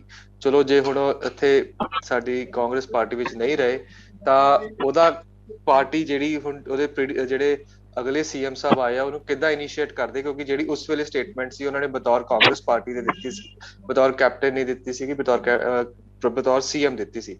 ਤੇ ਸਾਡੇ ਜਿਹੜੇ ਹੁਣ ਪ੍ਰੈਜ਼ੈਂਟ ਸੀਐਮ ਆ ਉਹਨੂੰ ਇਨੀਸ਼ੀਏਟ ਕਰਨਗੇ। ਹਲੇ ਬਹੁਤ ਘੱਟ ਟਾਈਮ ਹੋਇਆ ਉਹਨਾਂ ਨੂੰ ਪਾਵਰ 'ਚ ਆਏ ਨੂੰ, ਤੇ ਡੈਫੀਨੇਟਲੀ ਜਿਹੜੇ ਵੀ ਵਾਅਦੇ ਕਾਂਗਰਸ ਸਰਕਾਰ ਨੇ ਪੰਜਾਬ ਦੇ ਲੋਕਾਂ ਨਾਲ ਕੀਤੇ ਆ ਉਹਨੂੰ ਜਿੱਦਾਂ ਹੌਲੀ ਹੌਲੀ ਇੰਪਲੀਮੈਂਟੇਸ਼ਨ ਕਰਕੇ ਉਹਨੂੰ ਇੱਕ ਐਕਚੁਅਲ ਉਹਦੇ ਵਿੱਚ ਲਿਆਂਦਾ ਜਾ ਰਿਹਾ, ਤੇ ਇਹ ਵੀ ਜਲਦੀ ਆਉਣ 'ਚ ਮਿਲੂਗਾ। ਮੋਹਨ ਮੇਰਾ ਇੱਕ ਕੁਐਸਚਨ ਹੈਗਾ ਇੱਕ ਭਈ, ਜਦੋਂ ਨੇ ਮੈਨੀਫੈਸਟੋ ਜਾਰੀ ਕੀਤਾ ਸੀਗਾ ਕਾਂਗਰਸ ਨੇ ਤਾਂ ਉਹਨੇ ਕਿਹਾ ਸੀ ਘਰ ਘਰ ਨੌਕਰੀ ਦੇਵਾਂਗੇ ਜੀ, ਔਰ ਨਾਲ ਇਹ ਵੀ ਵਾਅਦਾ ਕੀਤਾ ਸੀ ਜਦ ਤੱਕ ਨੌਕਰੀ ਨਹੀਂ ਦੇਵਾਂਗੇ 25 ਰੁਪਏ ਪੱਤਾ ਦੇਵਾਂਗੇ। ਹੁਣ ਕੀ ਹੈ, ਲੱਖ ਨੌਕਰੀ ਦਾ ਸੀਮਤ ਰਹਿਣਗੇ ਜਾਂ ਘਰ ਘਰ ਨੌਕਰੀ ਦੇਣਗੇ ਜੀ, ਔਰ ਪੱਤਾ ਵੀ ਨਹੀਂ ਦਿੱਤਾ ਅੱਜ ਤੱਕ ਕਿਸੇ ਨੂੰ ਵੀ? ਦੇਖੋ, ਘਰ ਘਰ ਨੌਕਰੀਆਂ, ਮੈਂ ਇਹਦਾ ਜਵਾਬ ਦੂੰਗਾ। ਘਰ ਘਰ ਨੌਕਰੀਆਂ ਦੇਣ ਦਾ ਮਤਲਬ ਕੀ ਸੀਗਾ? ਘਰ ਘਰ ਨੌਕਰੀਆਂ ਦੇਣ ਦਾ ਮਤਲਬ ਇਹ ਸੀਗਾ ਕਿ ਪੰਜਾਬ ਦੇ ਯੂਥ ਨੂੰ ਇੰਨਾ ਕੁ ਪਾਵਰ ਕਰਨਾ ਤਾਂ ਕਿ ਪੰਜਾਬ ਦਾ ਯੂਥ ਇੱਕ ਸક્ષਮ ਹੋਵੇ। ਜੇ ਸਰਕਾਰੀ ਨੌਕਰੀਆਂ ਨਿਕਲਣ ਤਾਂ ਸਰਕਾਰੀਆਂ ਨੌਕਰੀਆਂ ਵਿੱਚ ਜਾਵੇ, ਤੇ ਪਲੱਸ ਹੋਰ ਵੀ ਜਿਹੜੀਆਂ ਹੋਰ ਅਪਾਰਟ ਫਰਮ ਗਵਰਨਮੈਂਟ ਜੌਬਸ ਜਿਹੜੀਆਂ ਹੋਰ ਵੀ ਵੱਡੀਆਂ ਕਿਸੇ ਪ੍ਰਾਈਵੇਟ ਸੈਕਟਰ 'ਚ ਅਪੋਰਚੁਨਿਟੀਜ਼ ਮਿਲਦੀਆਂ, ਉਹਨੂੰ ਯੂਥ ਨੂੰ ਇੰਪਾਵਰ ਕਰਕੇ ਉਹਨਾਂ ਲਈ ਵੀ ਇੱਕ ਪੰਜਾਬ ਦੇ ਯੂਥ ਨੂੰ ਡਿਵੈਲਪ ਕਰਨਾ ਸੀ। ਉਹ ਕਿੱਦਾਂ ਕੀਤਾ ਗਿਆ? ਉਹ ਪੰਜਾਬ ਦੇ ਯੂਥ ਨੂੰ through opening of skill centres ਕੀਤਾ ਗਿਆ। ਜਿਹੜੇ ਰੋਜ਼ਗਾਰ ਮੇਲੇਜ਼ ਲਗਾਏ ਸੀਗੇ ਉਹਨਾਂ ਵਿੱਚ ਸਕਿੱਲ ਸੈਂਟਰ ਦੇ ਨਾਲ ਜਿਹੜੀਆਂ ਪ੍ਰਾਈਵੇਟ ਦੇ ਨਾਲ ਗਵਰਨਮੈਂਟ ਜੌਬਸ ਨੂੰ ਵੀ ਉਹਦੇ ਵਿੱਚ ਲਿਆਂਦਾ ਗਿਆ, ਉਹਨੂੰ ਪ੍ਰੋਵਾਈਡ ਕਰਵਾਇਆ ਗਿਆ। ਤੇ ਜਿਹੜੀ ਘਰ ਘਰ ਰੋਜ਼ਗਾਰ ਦਾ ਮਤਲਬ ਯੋਜਨਾ ਦਾ ਇਹ ਨਹੀਂ ਸੀਗਾ ਕਿ ਘਰ ਘਰ ਸਰਕਾਰੀ ਨੌਕਰੀ ਜਾਊਗੀ।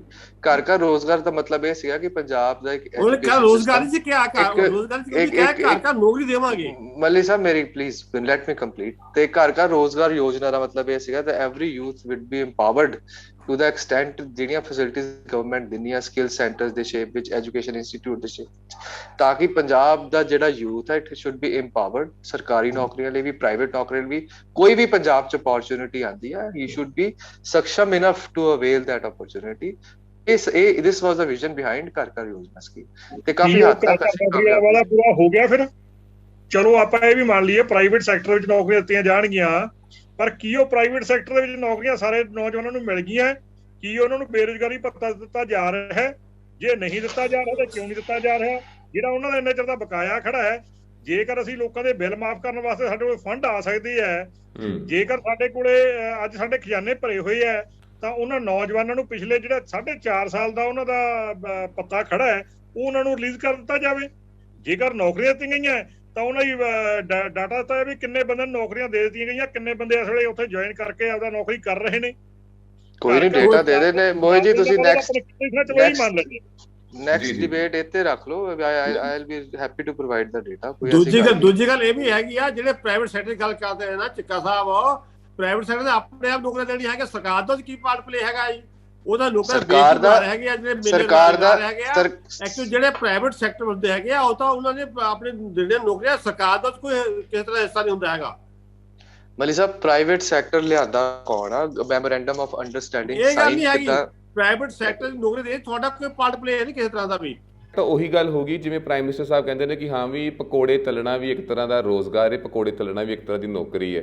ਨਹੀਂ, ਅਸੀਂ ਪਕੌੜਿਆਂ ਦੀ ਗੱਲ ਨਹੀਂ ਕੋਈ ਕਹਿ ਰਹੇ, but opening up of skill centres, ਇੱਕ ਸਕਿੱਲ ਨੂੰ ਡਿਵੈਲਪ ਕਰਨਾ ਅਪਾਰਟ ਫਰਮ ਐਜੂਕੇਸ਼ਨ, ਏਦਾਂ ਦੀਆਂ ਚੀਜ਼ਾਂ ਨੂੰ ਡਿਵੈਲਪ ਕਰਕੇ ਤਾਂ ਕਿ ਹਰ ਬੰਦਾ ਆਪਣੇ ਅੰਦਰ ਛੁਪਿਆ ਟੈਲੈਂਟ ਨੂੰ ਐਕਨੋਲੇਜ ਕਰੇ, ਉਹਨੂੰ ਡਿਵੈਲਪ ਕਰੇ ਥਰੂ ਗਵਰਨਮੈਂਟ ਸਕਿੱਲ ਸੈਂਟਰਸ, ਉਹਦੇ ਥਰੂ ਬੇਸਿਕ ਆਪਣਾ ਬਿਜ਼ਨਸ ਕਰੇ, ਜੌਬ ਕਰੇ, ਗਵਰਨਮੈਂਟ ਜੌਬ ਲਵੇ। ਮੈਂ ਉਹਦੀ ਗੱਲ ਕਰ ਜਿਹੜਾ ਸਾਡਾ ਪੰਜਾਬ ਦਾ ਯੂਥ ਹੈਗਾ, ਜਿਹੜਾ ਸਾਡਾ ਪੰਜਾਬ ਦਾ ਯੂਥ ਹੈਗਾ ਆ, ਉਹ ਇਹਨਾਂ ਕਾਰਨ ਕਰਕੇ ਪੰਜਾਬ ਛੱਡ ਕੇ ਬਾਹਰ ਜਾ ਰਿਹਾ ਹੈਗਾ ਆ।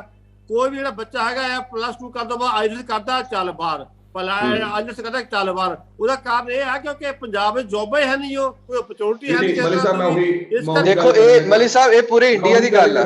ਮਲੀ ਸਾਹਿਬ ਇਹ ਪੂਰੇ ਹਿੰਦੁਸਤਾਨ ਮੈਂ ਆ ਰਿਹਾ ਸਰ ਪੰਜਾਬ ਦੀ ਗੱਲ ਕਰ ਰਹੇ ਹਾਂ, ਆਪਾਂ ਪੰਜਾਬ ਦੀ ਗੱਲ ਕਰ ਰਹੇ ਹਾਂ। ਇਹ ਪੂਰੇ ਇੰਡੀਆ ਦੀ ਗੱਲ ਹੈ। ਜੇ ਆਪਾਂ ਗੱਲ ਕਰ ਰਹੇ ਪੰਜਾਬ ਸਿਰਫ। ਸਰ ਮੇਰੀ ਗੱਲ ਆਮ ਕਮਿੰਗ ਔਨ ਜੇ ਤੁਸੀਂ ਪਰ ਕੈਪੀਟਾ ਜੇ ਤੁਸੀਂ ਕਿੰਨੇ ਪੂਰੇ ਇੰਡੀਆ ਚੋਂ ਜਾਂਦੇ ਆ, ਪੂਰੇ ਇੰਡੀਆ ਚੋਂ ਬੱਚੇ ਨਹੀਂ ਬਾਹਰ ਜਾਂਦੇ ਜਿੰਨੇ ਇਕੱਲੇ ਪੰਜਾਬ ਚੋਂ ਜਾਂਦੇ ਆ। ਉਹਦਾ ਅਕਾਲੀ ਦਲ ਵੇਲੇ ਘੱਟ ਸੀਗੇ ਜੀ। ਅਕਾਲੀ ਦਲ ਵੇਲੇ ਕਿੰਨੇ ਸੀ ਜੀ? ਇਹ ਡੇਟਾ ਅਕਾਲੀ ਦਲ ਇਹ ਡੇਟਾ ਅਕਾਲੀ ਦਲ ਵੇਲੇ ਕਿੰਨਾ ਸੀਗਾ ਜੀ ਬਾਹਰ ਜਾਣ ਦੇ ਬੱਚਿਆਂ ਦਾ? ਮੈਨੂੰ ਦੱਸ ਸਕਦੇ ਤੁਸੀਂ? ਇਸ ਵੇਲੇ ਗੱਲ ਆਪਾਂ ਤੁਹਾਡੀ ਸਰਕਾਰ ਦੀ ਕਰ ਰਹੇ ਹਾਂ ਜੀ। ਮੈਂ ਤੁਹਾਨੂੰ ਉਹੀ ਕਹਿ ਰਿਹਾ, ਮੈਂ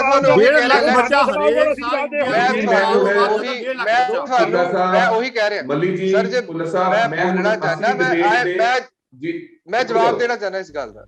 ਕੋਈ ਗੱਲ ਨਹੀਂ, ਕਸਾ ਅਸੀਂ ਜਵਾਬ ਲੈਣੇ ਆ। ਮੈਂ ਪੂਰੀ ਜਿਹੜੀ ਅਗਲਾ ਗੱਲ ਕਰ ਲਗਾ ਉਹ ਵੀ ਇਹਦੇ ਨਾਲ ਢੁਕਦੀ ਗੱਲ ਹੈ ਕਿ ਚਲੋ ਹੁਣ ਤੁਹਾਡੀ ਜਿਹੜੀ ਸਰਕਾਰ ਉਹਦੇ 3-4 ਮਹੀਨੇ ਰਹਿ ਗਏ ਨੇ, ਤੁਸੀਂ ਅਨਾਉਂਸਮੈਂਟਾਂ ਵੀ ਕਰ ਰਹੇ ਨੇ। ਕਿਤੇ ਨਾ ਕਿਤੇ ਲੋਕਾਂ ਦੇ ਦਿਲਾਂ ਦੇ ਵਿੱਚ ਨਾ ਹੋਰ ਉਮੀਦ ਆ ਰਹੀ ਕਿ ਚਲੋ ਜੇ ਬਿਜਲੀ ਦੀ ਗੱਲ ਹੋਊਗੀ, ਹੋਰ ਮੁੱਦੇ ਵੀ ਨੇ, ਕਿਉਂਕਿ ਮੁੱਦੇ ਬੜੇ ਨੇ ਪੰਜਾਬ ਦੇ। ਜੇਕਰ ਗੱਲ ਕੀਤੀ ਜਾਵੇ, ਪੰਜਾਬ ਦਾ ਸਭ ਤੋਂ ਵੱਡਾ ਮੁੱਦਾ ਇਸ ਵਕਤ ਸਿਹਤ ਦਾ, ਕਿਸਾਨੀ ਦਾ, ਬੇਰੁਜ਼ਗਾਰੀ ਦਾ, ਬਿਜਲੀ ਦਾ ਹੈ, ਸਿੱਖਿਆ ਦਾ ਹੈ ਤੇ ਪੋਲਿਊਸ਼ਨ ਦਾ। ਇਹ ਸਾਰੇ ਮੁੱਦੇ ਪੰਜਾਬ ਦੇ ਮੁੱਦੇ ਨੇ। ਸੋ ਚਲੋ ਤੁਹਾਡੀ ਜਿਹੜੀ ਪਾਰਟੀ ਜਿੰਨਾ ਸਮਾਂ ਰਹੇਗਾ ਤੁਸੀਂ ਆਪਣੇ ਜਿੰਨੇ ਕੁ ਡਿਸੀਜਨ ਲੈ ਸਕਦੇ ਹੋ ਤੁਸੀਂ ਲੈ ਸਕਦੇ ਹੋ, ਪਰ ਲੋਕਾਂ ਦੇ ਸਾਰੇ ਮਸਲੇ ਨੇ ਉਹ ਹੱਲ ਚਾਹੁੰਦੇ ਨੇ, ਕਿਉਂਕਿ ਕਾਫੀ ਲਾਰੇ ਜਿਹੜੇ ਨੇ ਲੱਗ ਚੁੱਕੇ ਨੇ, ਕਾਫੀ ਵਾਅਦੇ ਝੂਠੇ ਜਿਹੜੇ ਨੇ ਦਿਖਾਏ ਜਾ ਚੁੱਕੇ ਨੇ। ਲੋਕਾਂ ਨੂੰ ਹੁਣ ਸੋਲੂਸ਼ਨ ਚਾਹੀਦਾ। ਸੋ ਮੈਂ ਹੁਣ ਅਖੀਰਲੇ 2-2.5 ਮਿੰਟ ਸਾਰਿਆਂ ਨੂੰ ਜਿਹੜੇ ਤਿੰਨੋਂ ਸਾਡੇ ਨੁਮਾਇੰਦੇ ਜੁੜੇ ਨੇ ਉਹਨਾਂ ਨੂੰ ਦੇਵਾਂਗਾ ਤੇ ਉਹਨਾਂ ਤੋਂ ਜਾਣਨਾ ਚਾਹਾਂਗਾ ਕਿ ਕੀ ਰੋਡ ਮੈਪ ਉਹਨਾਂ ਨੇ ਸੋਚਿਆ ਹੋਇਆ ਕਿ ਹਾਂ ਵੀ ਇਸ ਰੋਡ ਤੇ ਚੱਲਾਂਗੇ ਤੇ ਲੋਕਾਂ ਨੂੰ ਸੋਲੂਸ਼ਨ ਜਿਹੜਾ ਹੈ ਉਹ ਮਿਲੇਗਾ। ਸਭ ਤੋਂ ਪਹਿਲਾਂ ਮੈਂ ਜਿਹੜੇ ਅਕਾਲੀ ਦਲ ਸਾਡੇ ਨਾਲ ਜਿਹੜੇ ਜੁੜੇ ਨੇ, ਅਕਾਲੀ ਦਲ ਤੋਂ ਬਲਵਿੰਦਰ ਸਿੰਘ ਭੁੱਲਰ ਜੀ, ਮੈਂ ਤੁਹਾਡੇ ਕੋਲ ਜਾਣਨਾ ਚਾਹਾਂਗਾ ਕਿ ਤੁਹਾਡੀ ਪਾਰਟੀ ਕੀ ਅਜਿਹਾ ਕਰੇਗੀ ਕਿ ਹਾਂ ਵੀ ਲੋਕ ਜਿਹੜੇ ਨੇ ਤੁਹਾਡੇ ਨਾਲ ਇੱਕ ਵਿਸ਼ਵਾਸ ਨਾਲ ਜੁੜ ਸਕਣ ਤੇ ਤੁਹਾਡੀ ਪਾਰਟੀ ਉਹ ਵਿਸ਼ਵਾਸ ਦੇ ਖਰੇ ਵੀ ਉਤਰੇਗੀ। ਭੁੱਲਰ ਸਾਹਿਬ, ਅਸੀਂ ਜਿਹੜਾ 13 ਨੁਕਾਤੀ ਪ੍ਰੋਗਰਾਮ ਸਾਡੇ ਪ੍ਰਧਾਨ ਜੀ ਨੇ ਅਨਾਉਂਸ ਕੀਤਾ ਹੈ ਉਹ ਸਾਰੇ ਦਾ ਸਾਰਾ ਲੋਕ ਭਲਾਈ ਵਾਸਤੇ ਹੀ ਹੈ, ਔਰ ਉਹਦੇ ਵਿੱਚ ਹਰ ਪੱਖ ਤੋਂ ਹਰ ਇੱਕ ਪੱਖ ਲਿਆ ਗਿਆ। ਸਟੂਡੈਂਟਸ ਨੂੰ ਸਟੱਡੀ ਵਾਸਤੇ ਲੋਨ ਦੇਣਾ, ਕਿਸੇ ਬੰਦੇ ਨੂੰ ਕੋਈ ਬਿਮਾਰੀ ਦੀ ਹਾਲਾਤ ਦੇ ਵਿੱਚ ਜਿਹੜਾ ਹੈਗਾ ਉਹਦੀ ਇੰਸ਼ੋਰੈਂਸ ਹੋਣੀ, ਘਰ ਦੇ ਇੱਕ ਲੇਡੀਜ਼ ਨੂੰ 2000 ਰੁਪਇਆ ਫੰਡ ਮਿਲਣਾ।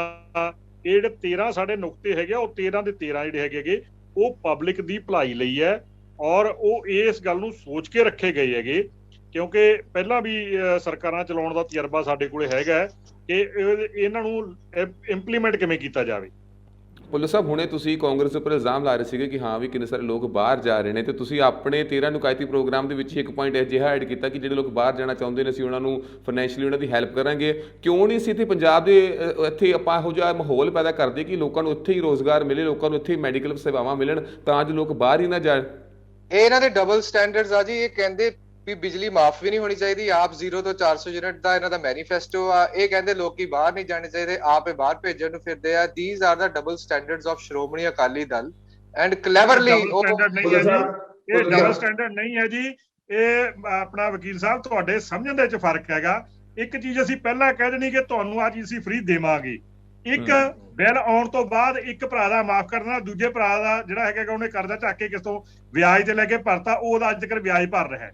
ਮੰਨ ਲਓ ਮੇਰਾ 30,000 ਰੁਪਇਆ ਮਾਫ ਹੋਇਆ, ਮੇਰੇ ਭਰਾ ਦਾ 30,000 ਰੁਪਇਆ ਉਹਨੇ ਵਿਆਜੂ ਚੱਕ ਕੇ ਕਰਜ਼ਾ ਚੱਕ ਕੇ ਮੰਨ ਲਿਆ ਸਰ, ਪਰ ਜਿਹੜਾ ਤੁਸੀਂ ਮੈਂ ਮੰਨ ਲਿਆ ਸਰ, ਪਲੀਜ਼ ਉਹ ਗੱਲ ਵਿੱਚੋਂ ਨਾ ਕੱਟੋ। ਹੁਣ ਮੈਂ ਤੁਹਾਡੀ ਗੱਲ ਤੁਸੀਂ ਮੈਨੂੰ ਬੋਲਣ ਤੋਂ ਰੋਕਿਆ।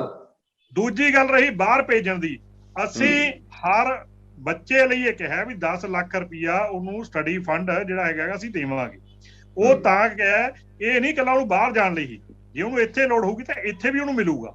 ਉਹ ਇਸ ਲਈ ਹੈ ਕਿ ਸਾਡੇ ਪੰਜਾਬ ਦੇ ਨੌਜਵਾਨ ਜੇਕਰ ਇੱਥੇ ਰੁਜ਼ਗਾਰ ਦੀ ਸਾਨੂੰ ਸੈਂਟਰ ਗਵਰਨਮੈਂਟ ਨਹੀਂ ਮਦਦ ਕਰਦੀ, ਸਾਨੂੰ ਇੱਥੇ ਇੰਡਸਟਰੀ ਨਹੀਂ ਲੱਗ ਰਹੀ, ਸਾਡੇ ਇੰਡਸਟਰੀ ਦੀ ਕਮੀ ਹੈ, ਜੇ ਸਾਡੇ ਬੱਚੇ ਬਾਹਰ ਜਾਣਗੇ ਤਾਂ ਉੱਥੋਂ ਵੀ ਫੰਡ ਕਮਾ ਕੇ ਇੰਡੀਆ ਨੂੰ ਹੀ ਭੇਜਣਗੇ, ਉਹਦਾ ਵੀ ਫਾਇਦਾ ਅਖੀਰ ਦੇ ਇੰਡੀਆ ਪੰਜਾਬ ਨੂੰ ਹੀ ਹੋਣਾ ਹੈ। ਪਰ ਦੂਜੇ ਪਾਸੇ ਤੇ ਸਾਡੀ ਜਿਹੜੀ ਫਸਟ ਪਰਫਾਰਮੈਂਸ ਰਹੂਗੀ ਉਹ ਇਹੀ ਰਹੂਗੀ। ਤੁਸੀਂ ਗੱਲ ਨੋਟ ਕਰਿਓ, ਪਿਛਲੀ ਅਕਾਲੀ ਦਲ ਸਰਕਾਰ ਦੇ ਟਾਈਮ ਦੇ ਵਿੱਚ ਹੀ ਪੋਲੀਟੈਕਨੀਕਲ ਕਾਲਜ ਇੰਨੇ ਪੰਜਾਬ ਦੇ ਵਿੱਚ ਖੁੱਲੇ ਸੀਗੇ ਔਰ ਇੰਨੀਆਂ ਜਿਹੜੀਆਂ ਯੂਨੀਵਰਸਿਟੀਆਂ ਲਿਆਂਦੀਆਂ ਗਈਆਂ ਸੀਗੀਆਂ। ਕੀ ਤੁਸੀਂ ਉਸ ਤੋਂ ਬਾਅਦ ਦੇ ਵਿੱਚ 4.5 ਸਾਲ ਦੀ ਕੋਈ ਯੂਨੀਵਰਸਿਟੀ, ਕੋਈ ਕਾਲਜ, ਕੋਈ ਸਕੂਲ ਜਿਹੜੇ ਅਸੀਂ ਆਦਰਸ਼ ਸਕੂਲ ਖੋਲੇ ਸੀਗੇ ਕਿ ਉਹਦੇ ਬਰਾਬਰ ਦੇ ਕੋਈ ਹੋਰ ਸਕੂਲ ਖੋਲਣ ਦੀ ਕੋਈ ਕੀਤੀ ਤਿਆਰੀ? ਜਗ੍ਹਾ ਜਗ੍ਹਾ ਤੇ ਸਿਰਫ ਇੱਕ ਬੋਰਡ ਲਗਾਉਣ ਨਾਲ ਤਰੱਕੀਆਂ ਨਹੀਂ ਹੋ ਜਾਂਦੀਆਂ।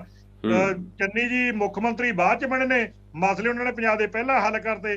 ਜਿੱਥੇ ਚੌਂਕ 'ਚ ਦੇਖ ਲਓ ਉਹਨਾਂ ਦਾ ਬੋਰਡ ਲੱਗਿਆ ਹੋਇਆ ਜੀ, ਕਿਸਾਨਾਂ ਨੂੰ ਨਰਮੇ ਦਾ ਜਿਹੜਾ ਨੁਕਸਾਨ ਹੋਇਆ ਸੀ ਉਹਦਾ ਫੰਡ ਦੇਤਾ ਜੀ। ਮੈਨੂੰ ਦੱਸੋ ਕਿੰਨੇ ਕਿਸਾਨਾਂ ਨੂੰ ਫੰਡ ਮਿਲਿਆ ਜੀ? ਮੈਂ ਬਠਿੰਡੇ ਇਲਾਕੇ ਤੋਂ ਬਿਲੋਂਗ ਕਰਦਾ ਹੈਗਾ। ਜਿਹੜੇ ਕਿਸਾਨ ਦੀ ਫੋਟੋ ਨਾਲ ਲਗਾ ਕੇ ਬੋਰਡ ਲਗਾਏ ਗਏ ਨੇ ਉਹੀ ਕਿਸਾਨ ਆਪ ਖੁਦ ਫੇਸਬੁੱਕ ਦੇ ਉੱਤੇ ਕਹਿ ਰਿਹਾ ਕਿ ਮੈਨੂੰ ਇਹਦੇ ਕੋਈ ਫੰਡ ਨਹੀਂ ਮਿਲਿਆ, ਮੈਨੂੰ ਕੋਈ ਮੈਂ ਰਿਆਇਤ ਜਵਾਬ ਨਹੀਂ ਦੇਣਾ ਮਿਲੀ। ਮੈਂ ਜਵਾਬ ਇਹ ਤਾਂ ਅਸੀਂ ਡਿਬੇਟ ਦੇ ਆਖਰੀ ਝੂਠ ਦਾ ਪਰਦਾ ਬਣ ਚੁੱਕੀ ਹੈ। ਭੁੱਲਰ ਸਾਹਿਬ, ਅਸੀਂ ਡਿਬੇਟ ਦੇ ਆਖਰੀ ਪੜਾਅ ਵਿੱਚ ਆ। ਤੁਸੀਂ ਆਪਣੇ ਪਾਰਟੀ ਦਾ ਜਿਹੜਾ ਹੈ ਤੁਸੀਂ ਆਪਣੇ ਟਾਈਮ ਲੈ ਚੁੱਕੇ ਹੋ ਕਿ ਹਾਂ ਵੀ ਤੁਹਾਡੀ ਪਾਰਟੀ ਕੀ ਕਰੇਗੀ। 13 ਨੁਕਾਤੀ ਪ੍ਰੋਗਰਾਮ ਤੁਸੀਂ ਗੱਲਬਾਤ ਕੀਤੀ ਹੈ। ਚਿਕਰ ਸਾਹਿਬ, ਤੁਹਾਡੇ ਕੋਲ ਮੈਂ ਅੰਤ ਵਿੱਚ ਆਵਾਂਗਾ। ਸਭ ਤੋਂ ਪਹਿਲਾਂ ਮੈਂ ਹੁਣ ਮੱਲੀ ਸਾਹਿਬ ਤੋਂ ਪੁੱਛਾਂਗਾ, ਮੱਲੀ ਸਾਹਿਬ ਤੁਹਾਡੀ ਪਾਰਟੀ ਕੀ ਘੋਸ਼ਣਾ ਕਰਦੀ ਹੈ, ਕੀ ਕਰੇਗੀ, ਕਿਵੇਂ ਕਰੇਗੀ? ਕਿਉਂਕਿ ਲੋਕਾਂ ਨੂੰ ਜਵਾਬ ਚਾਹੀਦਾ, ਲੋਕਾਂ ਨੂੰ ਵਿਸ਼ਵਾਸ ਜਿਹੜਾ ਨਹੀਂ ਬਣ ਰਿਹਾ ਕਿਸੇ ਵੀ ਪਾਰਟੀ ਤੇ। ਮੱਲੀ ਸਾਹਿਬ, ਬਹੁਤ ਜੀ ਗੱਲ ਇਸ ਤਰ੍ਹਾਂ ਹੈਗੀ ਆ। ਸਭ ਤੋਂ ਪਹਿਲਾਂ ਤਾਂ ਜਿਹੜੇ ਇਹ ਵਾਅਦੇ ਕਰ ਰਹੇ ਹੈਗੇ ਆ 10 ਲੱਖ ਬੱਚੇ 10 ਲੱਖ ਰੁਪਇਆ ਬੱਚੇ ਦੇਣਾ ਹੈਗਾ, ਲੋਨ ਦੇਣਾ ਹੈਗਾ ਆ ਐਜੂਕੇਸ਼ਨ ਵਾਸਤੇ, ਇਹ ਆਮ ਆਦਮੀ ਪਾਰਟੀ ਪਹਿਲਾਂ ਆਲਰੇਡੀ ਦਿੱਲੀ ਵਿੱਚ ਦੇ ਰਹੀ ਹੈਗੀ ਆ। ਇਹ ਸਭ ਸਾਡੀ ਕਾਪੀ ਕੀਤੀ ਜਾ ਰਹੀ ਹੈਗੀ ਆ। ਉਹ ਜਿਹੜਾ ਸਾਡਾ ਮੈਨੀਫੈਸਟੋ ਹੋਏਗਾ ਉਹਦੇ ਵਿੱਚ ਐਜੂਕੇਸ਼ਨ ਤੇ ਘੱਟੋ ਘੱਟ 25% ਜੋ ਬਜਟ ਦਾ ਲਾਇਆ ਜਾਏਗਾ ਤਾਂ ਕਿ ਐਜੂਕੇਸ਼ਨ ਸਟੈਂਡਰਡ ਉੱਚਾ ਹੋ ਜਾਵੇ। ਕਿਉਂਕਿ ਤੁਹਾਨੂੰ ਪਤਾ ਆ ਵੀ ਪੰਜਾਬ ਦੇ ਵਿੱਚ private government schools, government college, government university ਸਾਰੀਆਂ ਫੇਲ ਕਰਤੀਆਂ ਔਰ ਇਹਨਾਂ ਲੋਕਾਂ ਨੇ ਪੋਲੀਟੀਸ਼ੀਅਨ ਨੇ ਆਪਣੇ ਪ੍ਰਾਈਵੇਟ ਸਕੂਲ, ਆਪਣੇ ਪ੍ਰਾਈਵੇਟ ਕਾਲਜ, ਆਪਣੇ ਪ੍ਰਾਈਵੇਟ ਯੂਨੀਵਰਸਿਟੀ ਖੋਲੀਆਂ ਜਿਨ੍ਹਾਂ ਵਿੱਚ ਫੀਸਾਂ ਇੰਨਾ ਜ਼ਿਆਦਾ ਹੈਗੀਆਂ ਆ ਕਿ ਆਮ ਜਿਹੜਾ ਸਧਾਰਨ ਪਰਿਵਾਰ ਹੈਗਾ ਆਪਣੇ ਬੱਚੇ ਨੂੰ ਪੜ੍ਹਾ ਨਹੀਂ ਸਕਦਾ ਹੈਗਾ। ਜੋ ਸਾਡਾ ਮੈਨੀਫੈਸਟੋ ਹੋਗਾ ਉਹਦੇ ਵਿੱਚ ਅਸੀਂ ਬਿਲਕੁਲ ਜਿਹੜੀ ਹੈਗੀ ਐਜੂਕੇਸ਼ਨ ਫ੍ਰੀ ਕਰਨੀ ਹੈਗੀ ਆ ਔਰ BA ਤੱਕ ਦੀ MA ਤੱਕ ਵੀ ਫ੍ਰੀ ਕਰਨੀ ਹੈਗੀ ਆ। ਔਰ ਉਸ ਤੋਂ ਬਾਅਦ ਦੂਸਰੀ ਗੱਲ ਇਹ ਹੈਗੀ ਆ ਕਿ ਜੇ ਅਸੀਂ ਗੱਲ ਕਰੀਏ ਕਿ ਪੰਜਾਬ ਦੇ ਵਿੱਚ ਪਿਛਲੇ ਟਾਈਮ ਦੇ ਵਿੱਚ ਕਾਂਗਰਸ, ਅਕਾਲੀ ਦਲ ਔਰ ਭਾਜਪਾ ਨੇ ਰਾਜ ਕੀਤਾ ਹੈਗਾ ਆ ਔਰ ਜਿਹੜਾ 3 ਲੱਖ ਕਰੋੜ ਰੁਪਏ ਚਾੜਿਆ ਕਰਜ਼ਾ ਉਹ ਇਹਨਾਂ ਪਾਰਟੀ ਚਾੜਿਆ ਹੈਗਾ। ਅਗਰ ਇਹਨਾਂ ਪਾਰਟੀਆਂ ਪਾਲਿਸੀ ਵਧੀਆ ਹੁੰਦੀਆਂ ਤੇ ਕਰਜ਼ਾ ਨਾ ਚੜ੍ਹਦਾ। ਸਾਡੀ ਸਕੀਮ ਇਹ ਹੋਏਗੀ ਕਿ ਜਿਹੜਾ ਮਾਫੀਆ ਚੱਲਦੇ ਹੈਗੇ ਆ, land mafia, send mafia, transport mafia, drugs mafia, ਇਹਨਾਂ ਨੂੰ ਸਾਰਾ ਬੰਦ ਕਰਕੇ 95,000 ਕਰੋੜ ਜਿਹੜਾ ਸਾਲ ਦਾ ਇਹਨਾਂ ਜੇਬਾਂ ਜਾਂਦਾ ਹੈਗਾ ਆ ਉਹ ਅਸੀਂ ਸਰਕਾਰੀ ਖਜ਼ਾਨੇ 'ਚ ਪਾਵਾਂਗੇ। ਪਲੱਸ ਜਿਹੜੀ ਕਰਪਸ਼ਨ ਹੈਗੀ ਆ ਪੰਜਾਬ ਦੇ ਵਿੱਚ ਹੋ ਰਹੀ ਉਹ ਬਿਲਕੁਲ ਬੰਦ ਕਰਾਂਗੇ ਤਾਂ ਕਿ ਉਹਦਾ ਜਿਹੜਾ ਬਜਟ ਸਾਡਾ ਹੋਰ ਰੈਵਨਿਊ ਹੋਰ ਵਧੂਗਾ। ਜਿਹੜਾ ਰੈਵਨਿਊ ਜਿੰਨਾ ਵਧੂਗਾ ਉਹ ਵੱਧ ਤੋਂ ਵੱਧ ਅਸੀਂ ਲੋਕਾਂ ਦੀਆਂ ਸਹੂਲਤਾਂ ਵਾਸਤੇ ਜਿਹੜਾ ਹੈਗਾ ਕਰਾਂਗੇ। ਔਰ ਜਿਸ ਤਰ੍ਹਾਂ ਕੇਜਰੀਵਾਲ ਸਾਹਿਬ ਕਹਿ ਗਏ ਹੈਗੇ ਆ ਕਿ ਹਰੇਕ ਜਿਹੜੇ ਇਲਾਜ ਫ੍ਰੀ ਹੋਊਗਾ ਬਿਲਕੁਲ ਔਰ ਜਿਹੜੇ ਹੈਗਾ 300 ਜਿਹੜਾ ਯੂਨਿਟ ਹੈਗਾ ਆ ਪਰ ਮੰਥ ਜਿਹੜਾ ਹੈਗਾ ਆ ਉਹ ਫ੍ਰੀ ਕੀਤਾ ਜਾਏਗਾ ਔਰ ਜਿਹੜੀ ਬਿਜਲੀ ਜਾਏਗੀ ਆ ਉਹ ਸਰਪਲਸ ਕੀਤੀ ਜਾਊਗੀ। ਇਸ ਕਰਕੇ ਸਾਡੇ ਮੈਨੀਫੈਸਟੋ ਹੈਗਾ ਕਿ ਜੋ ਦਿੱਲੀ ਵਿੱਚ ਅਸੀਂ ਵਾਅਦੇ ਕੀਤੇ ਸੀਗੇ ਉਹ ਪੂਰੇ ਕੀਤੇ। ਸੇਮ ਮੈਨੀਫੈਸਟੋ ਸਾਡਾ ਪੰਜਾਬ 'ਚ ਹੋਊਗਾ ਤਾਂ ਕਿ ਪੰਜਾਬ ਵਿੱਚ ਜੇ ਵਾਅਦੇ ਪੂਰੇ ਕਰਕੇ ਲੋਕਾਂ ਨੂੰ ਰਿਲੀਫ ਮਿਲੂਗੀ ਤਾਂ ਕਿ ਲੋਕੀ ਆਪਣੇ ਢੰਗ ਰਹਿ ਸਕਣਗੇ। ਜੀ ਠੀਕ ਹੈ ਸਾਹਿਬ, ਲਾਸਟ 2 ਮਿੰਟ। ਮੈਂ ਜੀ ਪਹਿਲਾਂ ਤਾਂ ਇਹ ਗੱਲ, ਚਲੋ ਮੈਂ ਹੁਣ ਰਿਪਲਾਈ ਤਾਂ ਕੀ ਕਰੂੰਗਾ, 2 ਮਿੰਟ ਦਾ ਟਾਈਮ ਆ। ਮੈਂ ਇਹੀ ਗੱਲ ਕਹੂੰਗਾ ਕਿ ਜਿਹੜੀਆਂ ਸਾਡੀਆਂ ਵੈਲਫੇਅਰ ਸਕੀਮਸ ਆ ਜਾਂ ਫਿਰ ਸਾਡੇ ਡਿਵੈਲਪਮੈਂਟ ਪ੍ਰੋਜੈਕਟਸ ਆ, ਸਭ ਤੋਂ ਵੱਡੀ ਗੱਲ ਹੋਊਗੀ ਕਿ ਸਾਡੀਆਂ ਜਿਹੜੀਆਂ ਵੈਲਫੇਅਰ ਸਕੀਮਸ ਆ ਉਹਨਾਂ ਨੂੰ ਆਪਾਂ ਅੱਗੇ ਕੈਰੀ ਫਾਰਵਰਡ ਇੱਕ ਹੋਰ ਉਹਨੂੰ ਬੈਟਰ ਬਣਾ ਕੇ ਜਿੰਨਾ ਵੱਧ ਤੋਂ ਵੱਧ ਲਾਭਕਾਰੀਆਂ ਨੂੰ ਹੋਰ ਫਾਇਦਾ ਹੋਵੇ। ਦੇਖੋ ਚਾਹੇ ਕਿਸਾਨਾਂ ਦਾ ਕਰਜ਼ਾ ਮਾਫ ਹੋਵੇ, ਛੋਟੇ ਕਿਸਾਨਾਂ ਦਾ 5 ਲੱਖ ਤੱਕ ਦਾ, ਚਾਹੇ 2 ਲੱਖ 2 ਯੂਨਿਟ ਤੱਕ ਬਿਜਲੀ ਦੇ ਜਿਹੜੇ ਲਾਭਪਾਤਰੀ ਆ ਉਹਨਾਂ ਦਾ ਬੈਕਲੌਗ ਮਾਫ ਕਰਨਾ ਹੋਵੇ, ਚਾਹੇ ਵੈਲਫੇਅਰ ਸਕੀਮਸ ਇਨੀਸ਼ੀਏਟ ਕਰਨੀਆਂ ਹੋਣ, ਚਾਹੇ ਸਸਤੀ ਬਿਜਲੀ ਦੇਣਾ ਹੋਵੇ, ਚਾਹੇ ਇਨਫਰਾਸਟ੍ਰਕਚਰ ਡਿਵੈਲਪਮੈਂਟ ਪ੍ਰੋਜੈਕਟਸ, ਚਾਹੇ ਇਨਵੈਸਟ ਪੰਜਾਬ ਵਿੱਚ ਮੈਮੋਰੈਂਡਮ ਆਫ ਅੰਡਰਸਟੈਂਡਿੰਗ ਦੇ ਨਾਲ ਇੰਡਸਟਰੀ ਲਿਆਉਣਾ ਹੋਵੇ, ਚਾਹੇ ਆਪਣਾ DA ਅਲਾਉਂਸਸ ਵਧਾਣੇ ਹੋਣ, ਜਿੰਨੀਆਂ ਵੀ ਵੈਲਫੇਅਰ, ਚਾਹੇ ਕਿਸਾਨਾਂ ਦੇ ਗੰਨੇ ਦੀ MSP ਰੱਖਣੀ ਹੋਵੇ। ਪੰਜਾਬ ਸਰਕਾਰ ਨੇ ਬਹੁਤ ਐਫਰਟਸ ਨਾਲ, ਬਹੁਤ ਮਿਹਨਤ ਨਾਲ ਇੱਕ ਸਟੇਟ ਜੋ ਕਿ ਅਕਾਲੀ ਦਲ ਨੇ ਬਿਲਕੁਲ ਬਰਬਾਦੀ ਦੇ ਕਗਾਰ ਤੱਕ ਲਿਆਉਣ ਦੀ ਸੀ ਉਹਨੂੰ ਸੰਭਾਲਿਆ ਵਾ, ਉਹਨੂੰ ਸਮੇਟਿਆ ਵਾ ਅਤੇ ਅੱਗੇ ਇਹਨੂੰ ਚੜ੍ਹਦੀ ਕਲਾ 'ਚ ਲਿਜਾਣ ਲਈ ਕੋਈ ਵੀ ਹੀਲਾ ਵਸੀਲਾ, there will be no stone left ਕਿ ਇਹਨੂੰ ਆਪਾਂ ਹੋਰ ਅੱਗੇ ਡਿਵੈਲਪਮੈਂਟ ਵੱਲ, ਵੈਲਫੇਅਰ ਵੱਲ ਕਿੱਦਾਂ ਲਿਜਾਇਆ ਜਾ ਸਕੇ ਤਾਂ ਕਿ ਸਾਡੀ ਸਟੇਟ ਇਕਨੋਮੀ ਵਾਈਜ਼, ਸਾਡੀ ਸਟੇਟ ਖੁਸ਼ਹਾਲੀ ਵਾਈਜ਼ ਨੰਬਰ 1 ਜਾ ਸਕੇ। ਬਸ ਇਹੀ ਕਹਿਣਾ। ਬਾਕੀ ਜਿਹੜੇ ਲੋਕ ਨੇ ਪੰਜਾਬ ਦੀ ਆਵਾਮ ਹੈ ਪੂਰੇ ਕੀਤੇ ਸੀ ਜੀ ਭੁੱਲਰ ਸਾਹਿਬ, ਹੁਣ ਡਿਬੇਟ ਜਿਹੜੀ ਹੈ ਉਹ ਆਲਮੋਸਟ ਐਂਡ ਹੋ ਚੁੱਕਿਆ, ਪਰ ਚਲੋ ਜਿਹੜੇ ਐਲੀਗੇਸ਼ਨਸ ਨੇ ਉਹ ਸ਼ਾਇਦ ਨਹੀਂ ਰੁਕਣਗੇ। ਪਾਉਣ ਵਾਲੇ ਡਿਬੇਟਸ ਵਿੱਚ ਜ਼ਰੂਰ ਇਸ ਨੂੰ ਕੰਟੀਨਿਊ ਕਰਾਂਗੇ। ਪਰ ਜਿਹੜੀ ਪੰਜਾਬ ਦੀ ਜਿਹੜੀ ਆਵਾਮ ਹੈ ਉਹੀ ਇੰਤਜ਼ਾਰ ਕਰ ਰਹੀ ਕਿ ਜਿਹੜੀ ਹਵਾਈ ਗੱਲਾਂ ਹੋ ਰਹੀਆਂ ਨੇ ਉਹ ਜ਼ਮੀਨ ਦੇ ਉੱਤੇ ਹੋਣ, ਉਹਨਾਂ ਨੂੰ ਮਹਿਸੂਸ ਕਰਨ ਕਿ ਵਾਕਈ ਜਿਹੜੀ ਗੱਲਾਂ ਕਹੀਆਂ ਸੀਗੀਆਂ ਉਹਨਾਂ ਦਾ ਜਿਹੜਾ ਜਵਾਬ ਕਹਿ ਲਓ ਜਾਂ ਫਿਰ ਉਹਨੂੰ ਕਹੀਏ ਕਿ ਉਹਦਾ ਅਸਲੀ ਤਾਣਾ ਬਣਾ ਉਹ ਵੇਖ ਰਹੇ ਨੇ। ਸੋ ਚਲੋ ਲੋਕਾਂ ਨੂੰ ਇੰਤਜ਼ਾਰ ਰਹੇਗਾ ਕਿ 2022 ਦੀ ਚੋਣਾਂ ਤੋਂ ਬਾਅਦ ਇੱਕ ਵਧੀਆ, ਇੱਕ ਨਵਾਂ ਚਿਹਰਾ ਕਹਿ ਲਓ ਜਾਂ ਨਵੀਂ ਪਾਰਟੀ ਜਿਹੜੀ ਹੈ ਜਾਂ ਫਿਰ ਪੁਰਾਣੀ ਪਾਰਟੀ ਭਾਵੇਂ, ਪਰ ਹਾਂ ਇੱਕ ਅਜਿਹੀ ਪਾਰਟੀ ਉਹਨਾਂ ਨੂੰ ਮਿਲੇ ਜੋ ਉਹਨਾਂ ਦੇ ਸੋਲੂਸ਼ਨਸ ਲੱਭੇ ਜਾਂ ਫਿਰ ਗੱਲਾਂ ਨੂੰ ਹੋਰ ਨਾ ਵਧਾਵੇ ਪਰ ਉਹਨਾਂ ਦਾ ਸੋਲੂਸ਼ਨ ਜਿਹੜਾ ਹੈ ਉਹ ਲੱਭੇ। ਸੋ ਮੈਂ ਇੱਕ ਵਾਰ ਫਿਰ ਸਾਰੇ ਹੀ ਜਿਹੜੇ ਸਾਡੇ ਦੋਸਤ ਜੁੜੇ ਨੇ, ਸਾਡੇ ਜਿਹੜੇ ਨਾਲ ਪ੍ਰਵਕਤਾ ਜੁੜੇ ਨੇ, ਉਹਨਾਂ ਦਾ ਮੈਂ ਧੰਨਵਾਦ ਕਰਨਾ ਵਾ। ਥੈਂਕ ਯੂ ਸੋ ਮਚ ਸਾਨੂੰ ਆਪਣਾ ਕੀਮਤੀ ਸਮਾਂ ਦੇਣ ਦੇ ਲਈ।